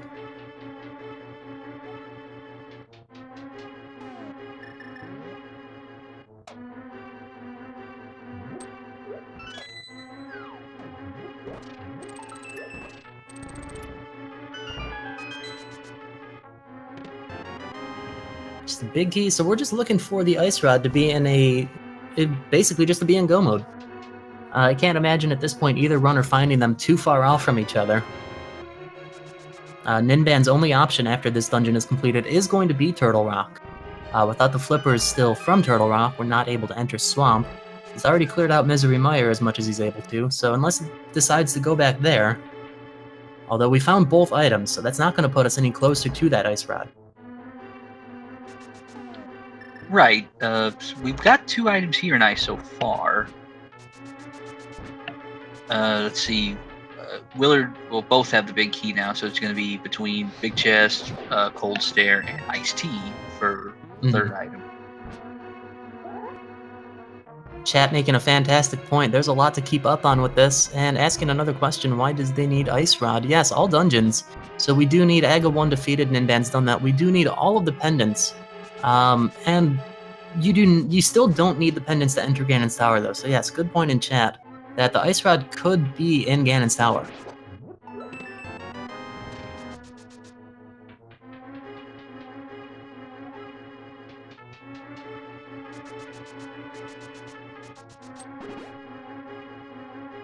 So we'll see. Cold Stare is our last option here.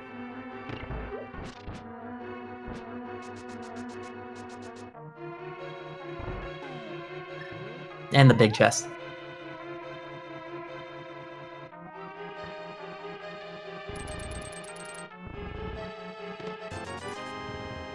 And there's item number 3, 20 rupees. So that is that then.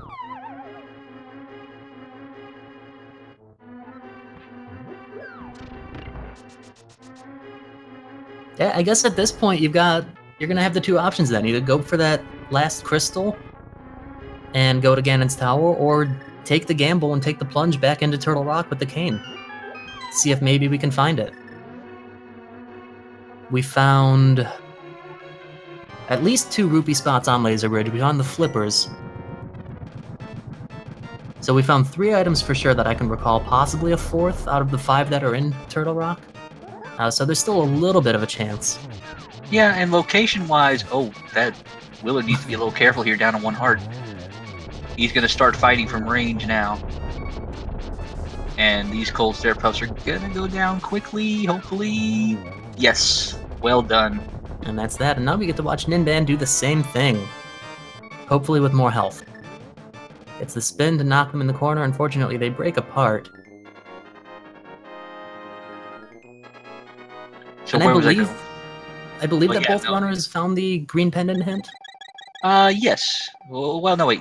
The green pendant hit was the first hit in Swamp, right? Where you don't even. So yeah, they should have both seen it. So we know that that won't be necessary. So I like the plan here. Willard is going to go ahead and beat Mire. That way, the only thing he'll have left, the only locations he'll have left to worry about are on the mountain. Well, wait, that's not how it works. This is inverted. That's not at all how it works. So, actually, no. It really is going to be interesting to see where he goes from here. Whether he takes the trek to GT, which is sitting in Aghanim's Tower, or tries to Rock, which in the hope of making GT shorter. Yeah, I mean, you really don't know for sure which way anyone's gonna go, but I would have to lean toward Ganon's Tower at this point. Especially that you're completing the 7th crystal right now. I think if you're gonna go to Turtle Rock, you just make the decision and go for it before even getting the 7th crystal. Right. When you can crash GT and it's 20 unique items, you pretty much should.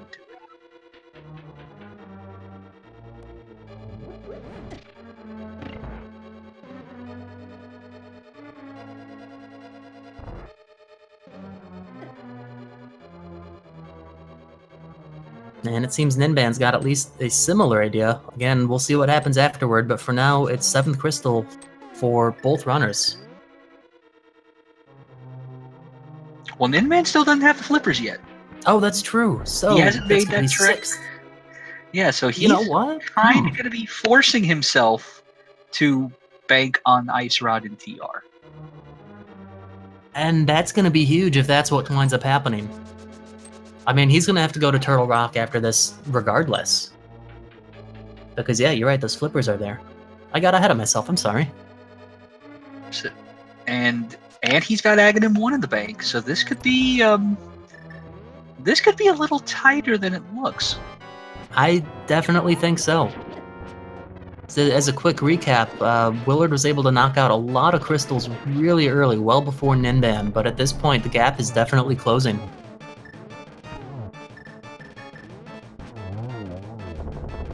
Very nice Vitreous fight. Yeah, good stuff there. Ninban didn't get the big key when he was in here the first time. He just got the 2 items. So he had to search around for it, and now it's going to go to Vitreous. Willard takes a 9-8 dungeon lead.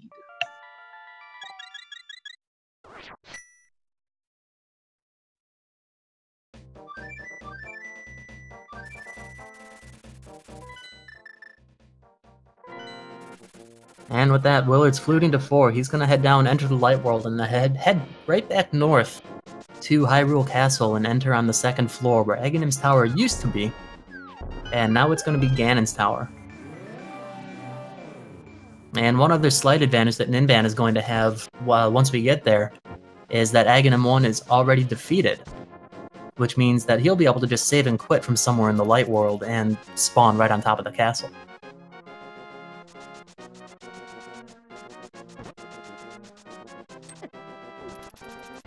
So yeah, this is an interesting thing. We know that Willard is going into Ganon's Tower, even if he's able to full clear the tower, which, you know, he's going to be able to.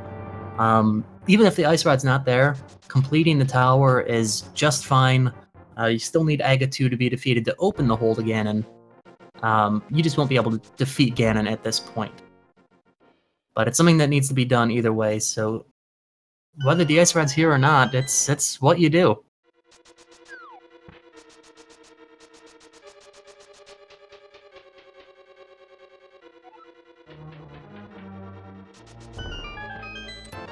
Green potion on the torch.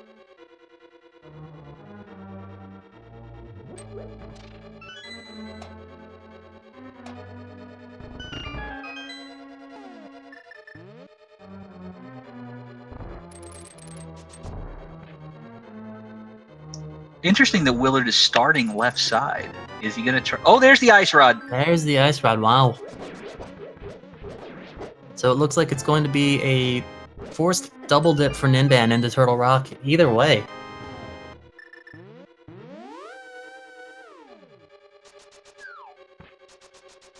And Willard's gonna head right side, try to go for the most chests in the shortest amount of time. Now this is a classic Dark Magician strategy, where you go left side first. You don't even get these two. You go left side first through the Stalfos room, and then full right. Yep, you don't even bother yourself with killing the Stalfos. You just mirror out and get on a different path. Feels like spring 2017 over here. Some interesting memories relating to that. Yep. So Ninban's going to work his way up to Turtle Rock. He's going to get he's going to get the flippers, which is good news because he can beat Swamp. But he's going to get the bad news that he can't go mode Swamp. And he can't beat Trimax.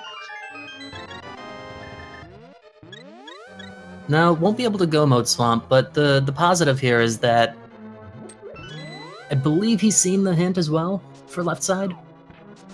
So, I mean, most of those chests are kind of on the way, so it's not really a huge time sink. It's just still a little bit more inconvenient.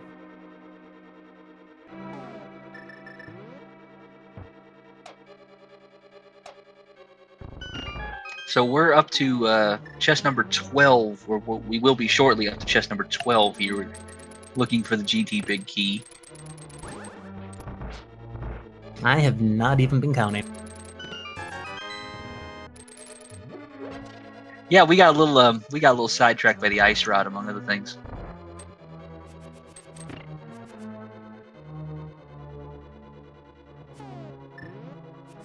One of my favorite strategies there, using the blue boomerang.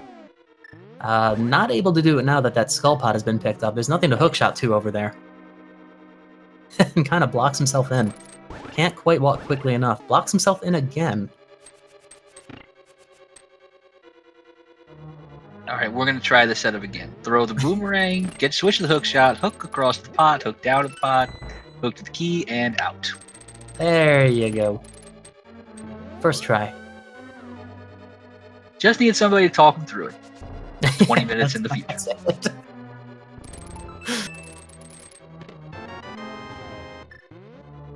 See, Ninban starting from the front of Turtle Rock, going to this roller room. Willard is going to have to do some of this stuff because he doesn't have the big key to TR yet, I don't think.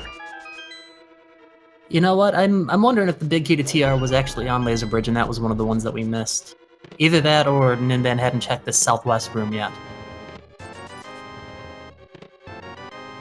Or maybe it was somewhere else that I missed. Maybe it was, I don't know. Well, Ninban doesn't have it yet, and I don't remember seeing it on Willard's side, otherwise he would have checked the big chest when he was up there. Mm-hmm. And Ninban's not even able to go any further from where he's at right now, because that next chest he's about to open is the flippers. And the Titan's mitts in Ganon's tower. That seems to be a... you actually see them there pretty often. Whether it be on the torch, or in Bob's chest, or somewhere upstairs.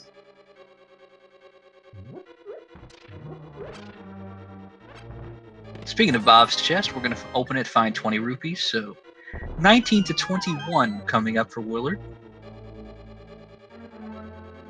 And it's either in one of these or tile room. He's checked everything else.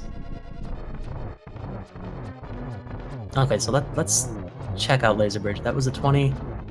That's a small key.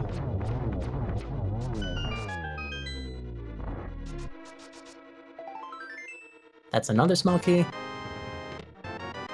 There's a big key for GT. And Willard is going to do Turtle Rock first.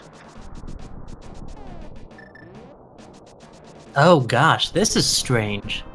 I hadn't even considered the possibility of this. With inverted mode, you're able to... the big key's going to be in the next roller room that Ninban's about to enter. It's behind where its first store actually would be. Learning new things every day here. Yeah, this was the only chest we hadn't seen, pretty much, right? I believe so.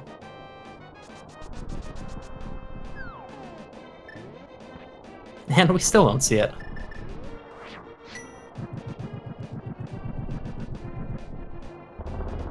No, the winner, by the way, the winner of today's Big Key Guessing Game gets a laminated copy of the Turtle Rock Key Logic. Congratulations. If you can read it, let us know.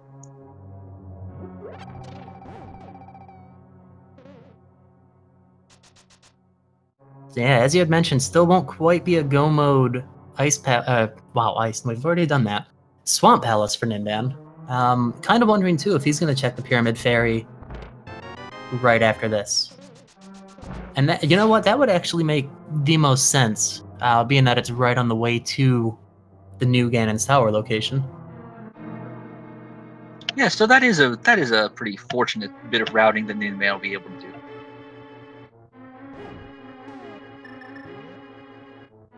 Let's see if Willard remembers where the big key is going to end up being. You know what? Especially after checking Laser Bridge first, it's not a spot that you think to go back to and route it backwards. So I suspect it might be a last location in Turtle Rock for him as well. So Ninban gets the Saha hint, so that's good news for him. He doesn't have to check Sahajral anymore. Mm-hmm. Willard is gonna go to the Light World and try another door. Yeah, I think this makes the most sense at this point rather than going through the entirety of the dungeon. You can enter, again, much closer to where you actually need to be.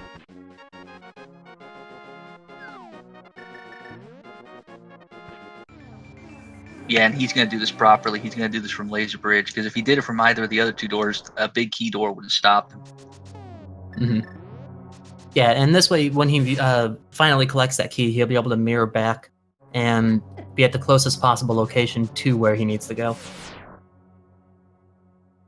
So yeah, this is Turtle Rock and Inverted. It's different, it's fresh and funky, and it's fun.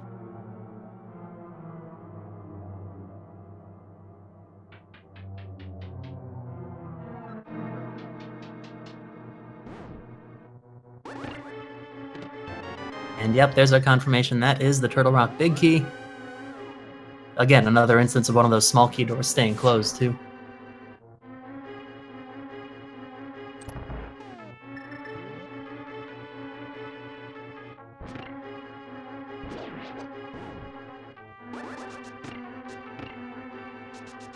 So not an easy task for Willard on this fight, sitting on 4 hearts. He can take essentially 1 hit from pretty much anything that, well, there's another heart. So maybe 1 or 2 hits from everything that comes at him? Well, the spikes that are in the corners, which shouldn't be an issue, those will still only do 1. Most of Trinex is going to do 3 at this point because of the blue mail. And I believe that... I don't know if it's as... There's something that does a little bit less damage. It's not seen too often, but either way, he's got about 2 hits comfortably. Not an issue either way, getting that quick tempered double spin, and then 1 more spin before the body's hitbox became active. Yeah, it's always a good fight when Trinex doesn't even get to turn the second corner. Mm-hmm. So that is 10 dungeons for WillardJBradley. And he's going to head back to GT, big key in hand, and work his way up. This makes for some real convenient routing, too, because he can just head to the west and knock out Aga Tower, and then wind up right on top of the pyramid. Or the new pyramid, which looks a lot like Hyrule Castle.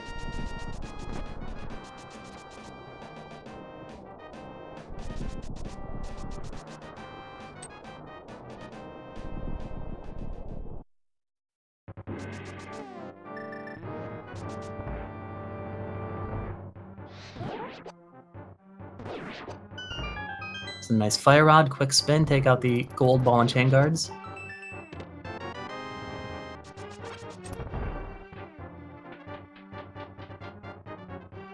Ninban makes quick work of Argus. He's going to be able to access Ganon's tower now and find his Ice Rod very quickly inside.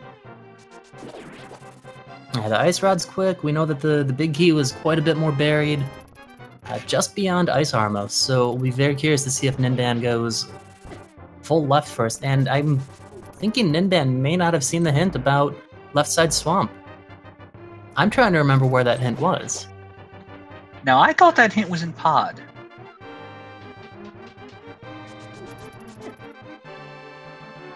It may have been.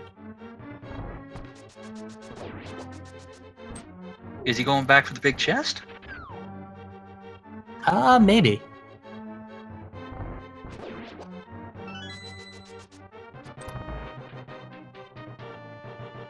I'm assuming so, since there was a quick mirror out of there.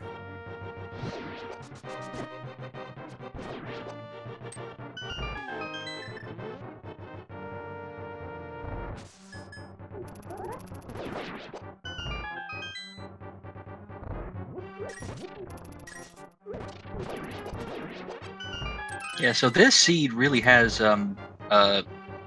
shown a lot of the teeth that Inverted has. This has been a real puzzle for our runners. Mm-hmm. Yeah, things were looking really good for a long time. Lots of dungeons that were clearable with fairly little blood, sweat, and tears. But as we progress further on, our locations dwindled down. We wound up going between only a couple of possibilities, and ultimately wound up finding the flippers, which unlocked the rest of the game inside of Turtle Rock. It's a bit of an interesting sequence of events to get to where we are right now, and at the end of the day, our runners are not that far apart. So quite a doozy. Props to both of them. We're not quite done yet, though. It's a little bit more.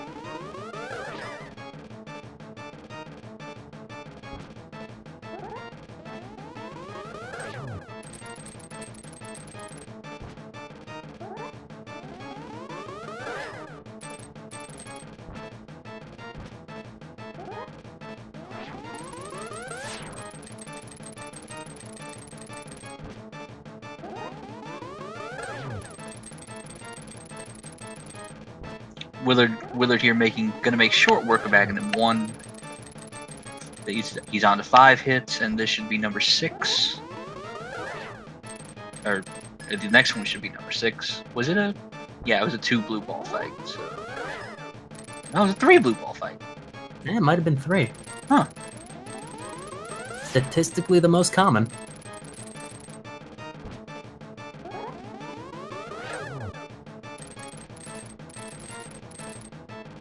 Using the hookshot to the rhythm of that awesome music, and getting that last hit. So yeah, this will wind up being very convenient routing at this point for Willard. Putting him right here, he's just going to hold up for half a second, enter the tower again.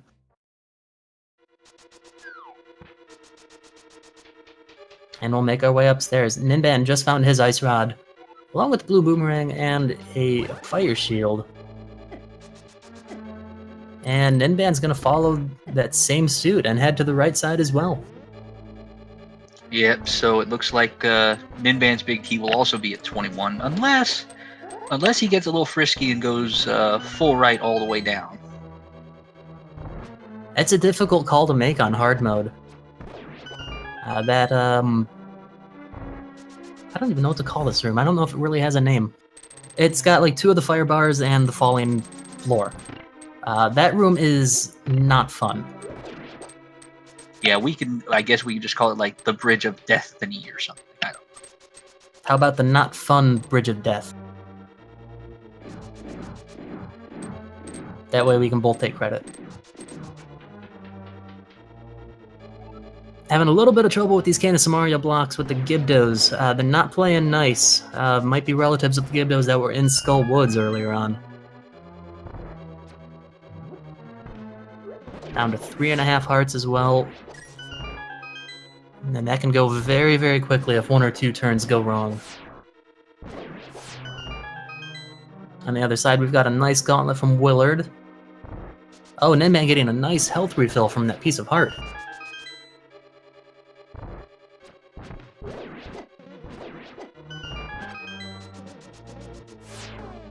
You never know when a good piece of heart can save you. Or deny you a death form, but that's in the story. It's always a fun one to see.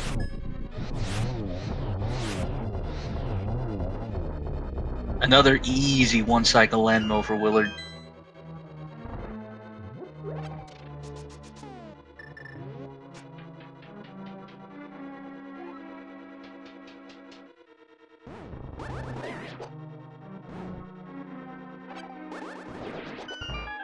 Not quite getting all 3 of those whiz robes with the 1 block. We'll have another chance to at least 1-cycle this room. Drop the block, yep, get all 3 of them. Nice fairy drop too, gonna decide not to pick that up. And Ninban showing us on the first try how to properly do the boomerang hookshot strategy. So we get to bring at least that room up in the interview.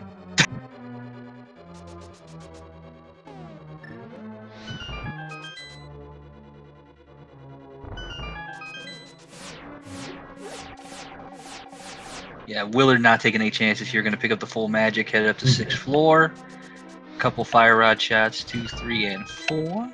And across. Gonna need to get 1 more small key from the mini Helmosaur. And with that, he's good to go.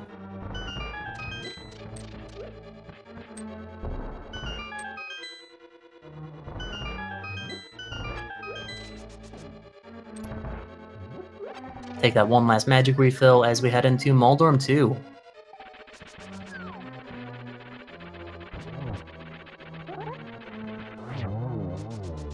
Nicely done. Quick slash and a spin. Take him out. Wait for him to explode. And hookshot across. is going to get that red boomerang, though, from that last chest. So that's nearly a complete tracker for Willard now. The only thing we haven't seen is the powder.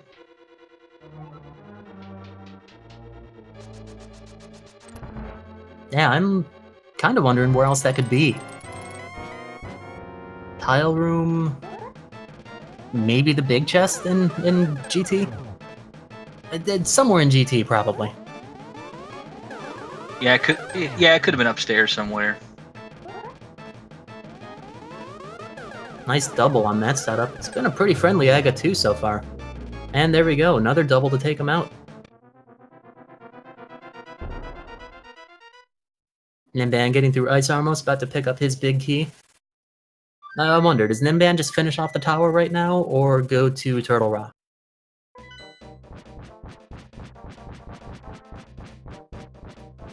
And up the tower is what it looks like to me.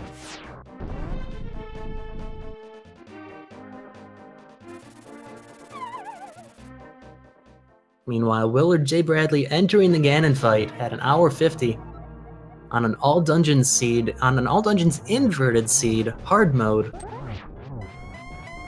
Very, very nice time to get here, no matter how much the seed tossed and turned with us. Yeah, he has really carved the seed up.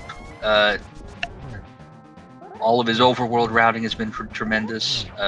His execution has been on point. He's gotten the kills he's needed to get, and that's why he's here. That's why he's very, very close to 8-0.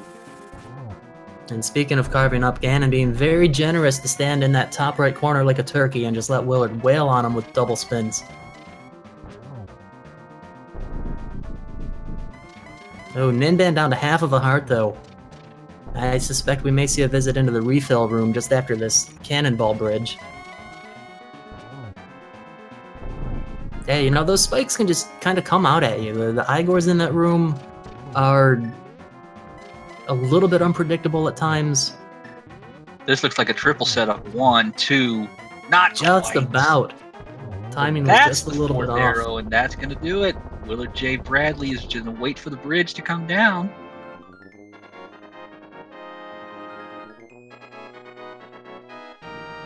And as that fanfare finishes on up, GG's to Willard, finishing in first place in this race with an SRL time of 1 hour, 52 minutes, 20 seconds.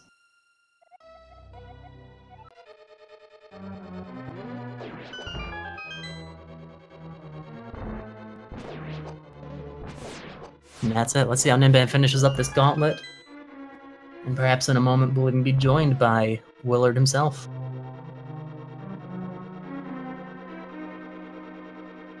I hear a ding. Is that a Willard? It's me! Hey. Hey. GG. Really, really well done. Gotta say straight off, on an all-dungeon seed that is topped off with being inverted and hard mode. An hour and 52 minutes is pretty darn solid. Well done. Thank you. I did 3 practice ones of the same settings, 1 earlier today and 2 yesterday, and this is the worst one. So, what a way to go. Guess that means there's nowhere to go but up?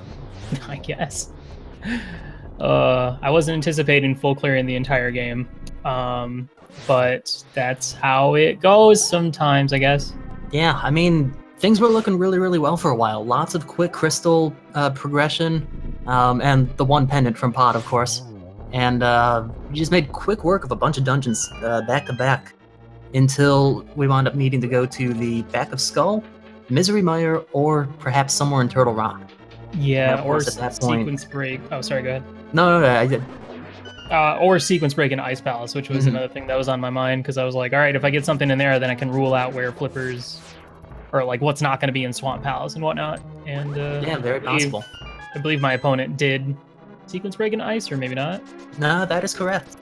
And finding Cane of Samaria, yeah, you know what? Either way, it resulted in a double dip of Turtle Rock just because of where the Ice Rod was. But had Ice Rod possibly been in Turtle Rock, I think it would have been a much closer race. And that's not to take away from where this is at right now anyway. Ninban is just about at the top of GT and still needs to go and take out Trinax. But yeah, I was when I saw that Bombos and Samaria and Ice, I was like, please don't be Ice Rod 2. I don't want to see that there. I'm like, all right, if Ice Rod's in GT, I mean, there's a chance that maybe Ninban will go full clear the overworld like I did. I don't know. I was really hoping I was going to get either Kane or Ice Rod on Argus just to, you know, force you to have to do a double dip of T-Rock. But yeah, inverted, man, it's a doozy. I was thankful for early flute. That's always nice. I was thankful for early Light World Axis. That trek through Thieves Town with 3 hearts was a little scary. Yeah, I mean, even having a sword right off, which is best case scenario for inverted, at least 3 heart blind wasn't logically required since you found the hammer, glove, and moon pearl before that. So you had a backup plan, but at that point, just go for the fight, see if it works, and in your case, it did. I was mad that I had to use my blue potion though, but I was like, I'm not gonna die to this guy and have to come back in here because it's gonna be harder if I have to do that.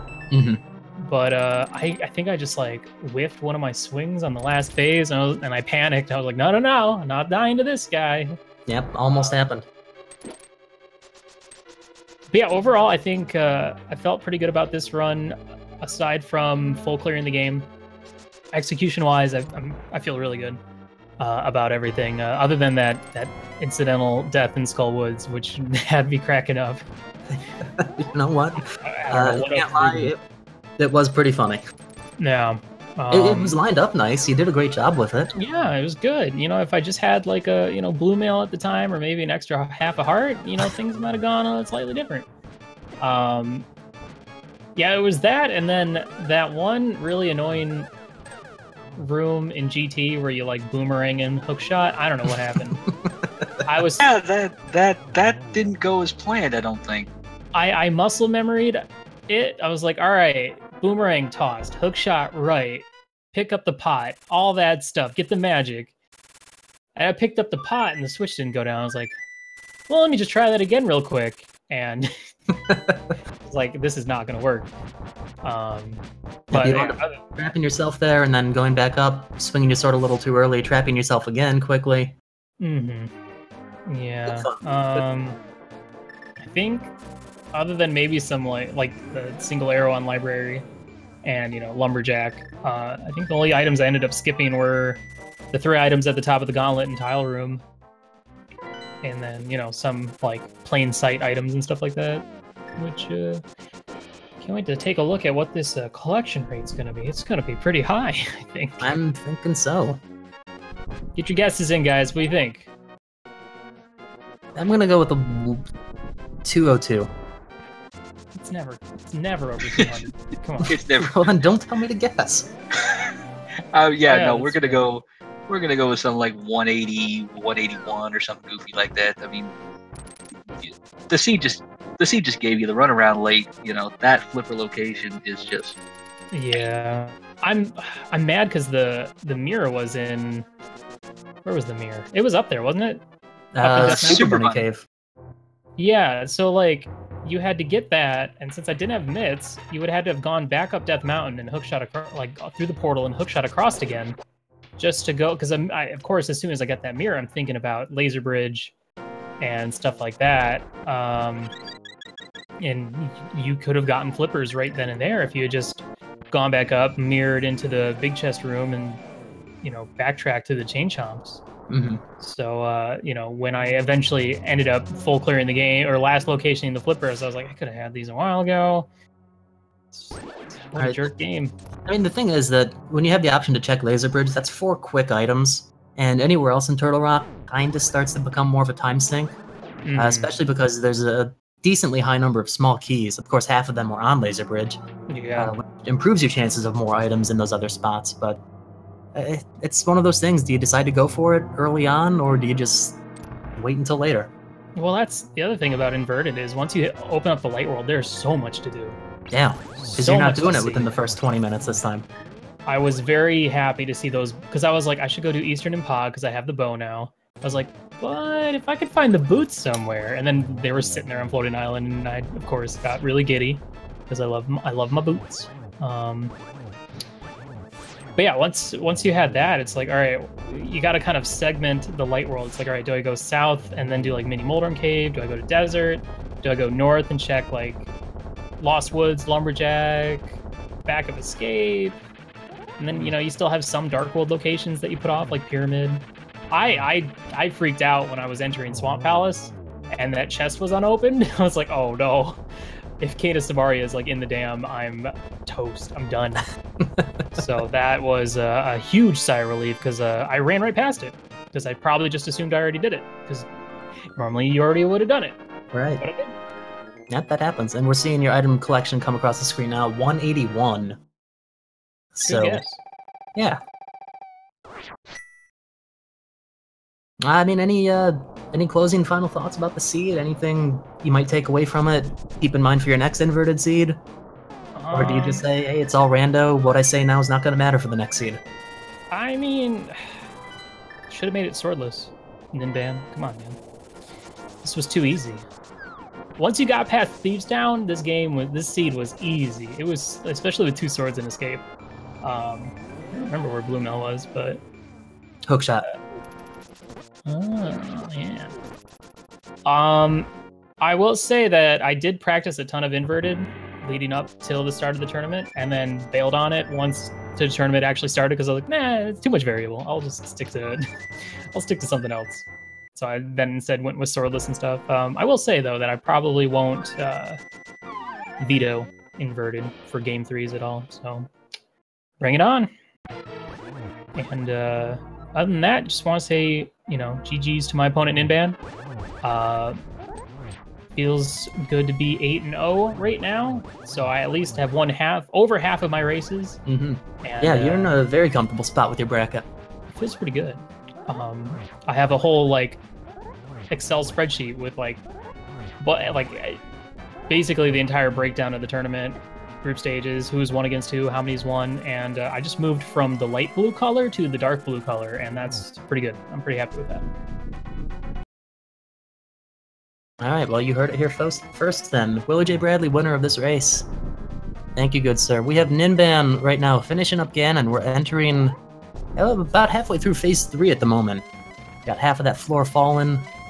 About to get into phase 4, assuming that these warps cooperate. So far, so good. A little bit of fire bat dodging. And we'll have to manually switch to the silver arrows. Gotta remember to do that in hard mode. Ooh, this might be... That was a little bit scary there. Almost lit that second torch right as Ganon was about to be on him. That would have resulted in, actually in a death. Blue Mail, Ganon Hug will do 6 hearts of damage still. But we're good. Yep, the mission is accomplished, and Ninban looks like he's awfully high up, though. He is pretty high up. Okay, there we go. Move down a little bit. No bridge shenanigans, and Ninban's going to cross the finish line in 2nd place. Yep, GG's to Ninban, definitely.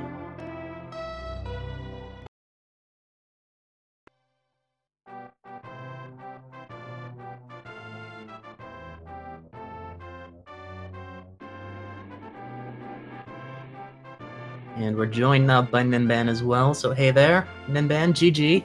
Hello. GG, Willard. GG, buddy.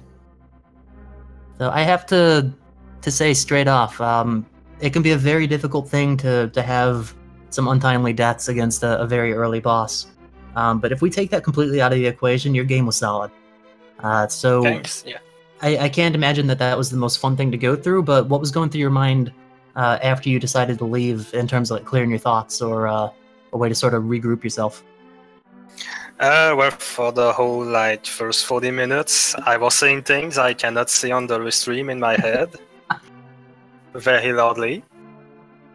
And well, after that, I just readjusted, and I'm actually going to blame my Super NES Classic because I got one this weekend. I played with it. I played A Link to the Past on it yesterday, and now I had to play on emulator again because I don't have a capture card. And okay, I'm gonna say it just I just have trouble readjusting to emulator as a poor excuse. Well, a lot of people do say that the difference between emulator and playing anything on a console is evident. I can't personally speak to that, but I'd imagine going between the two can sort of mess with you a little bit. Yeah, but the console is wonderful, and Heaven's Nest Classic is great. Like, everyone should buy it. We'll just get you the position as a spokesperson then. The check's in the mail, right? So yeah, besides that, the seed was it was fun. I liked it.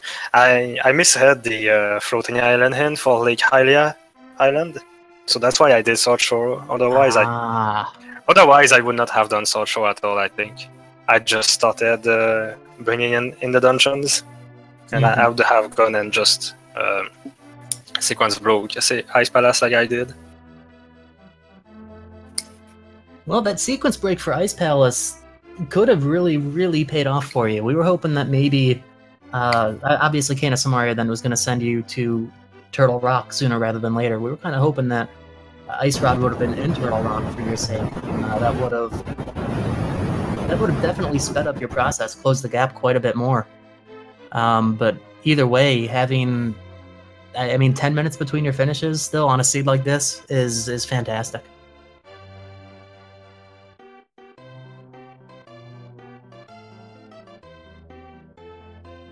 And yeah, once you got to the light world, the routes looked good.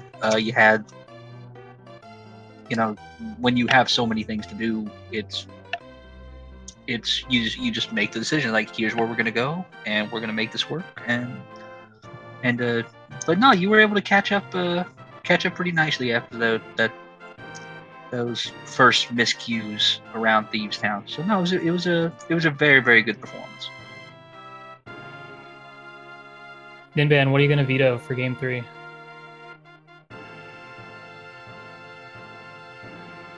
Ninban, what are you going to veto? Seems like trade secrets. Man, I want to know. I guess we'll figure it out later. I'm probably going to get my second race against Jay Misher first, and then we'll talk about Game 3s. Maybe we'll get another inverted. You can run it back. Put yourself at the mercy of the bot and see what happens, right? Indeed. I'm probably going to veto Randomizer. Ugh, gross. Gross! Most of the boss shuffle. Gross. Everything else is fine. Boss shuffle, not fun. For Attorney, in my opinion. But, too many problems related around, like, oh wait, I need the Trinex now in Eastern, or I need the Ice Rod now in Eastern. How did that happen? It's like you never really know if you're in go mode or not, unless you get Ice Rod early. And I like going into a dungeon already knowing as I enter whether or not I can complete it or not. So you go into a dungeon like 100% expecting to finish it, and then you run to a boss that you can't beat, and you're like, well, this was dumb. Now I lost all this time because I missed one thing, which is, part of it, but I don't know, it's annoying. I don't like it. Anywho, thank you guys so much for commentating and for tracking and for restreaming. I'm gonna put this win towards sending some more frames to Ninban for future races. Well, that is just mighty generous. And GG again to you, Willard. GG to Ninban. Still a very great race. Very enjoyable to watch. Lots of fun to commentate. Big thanks as well to Red Aramer for tracking this map.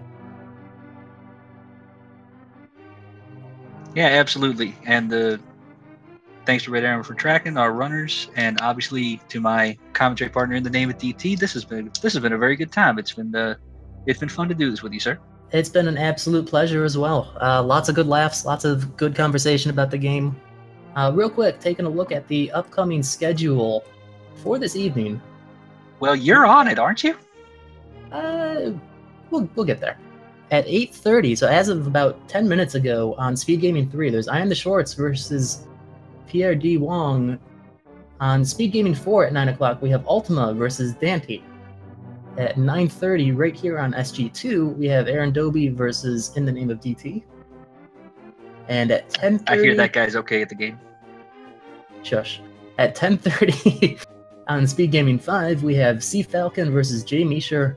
And one final race for this evening at 11:30 on Speed Gaming 3, we have Brewers fan JP versus Jet.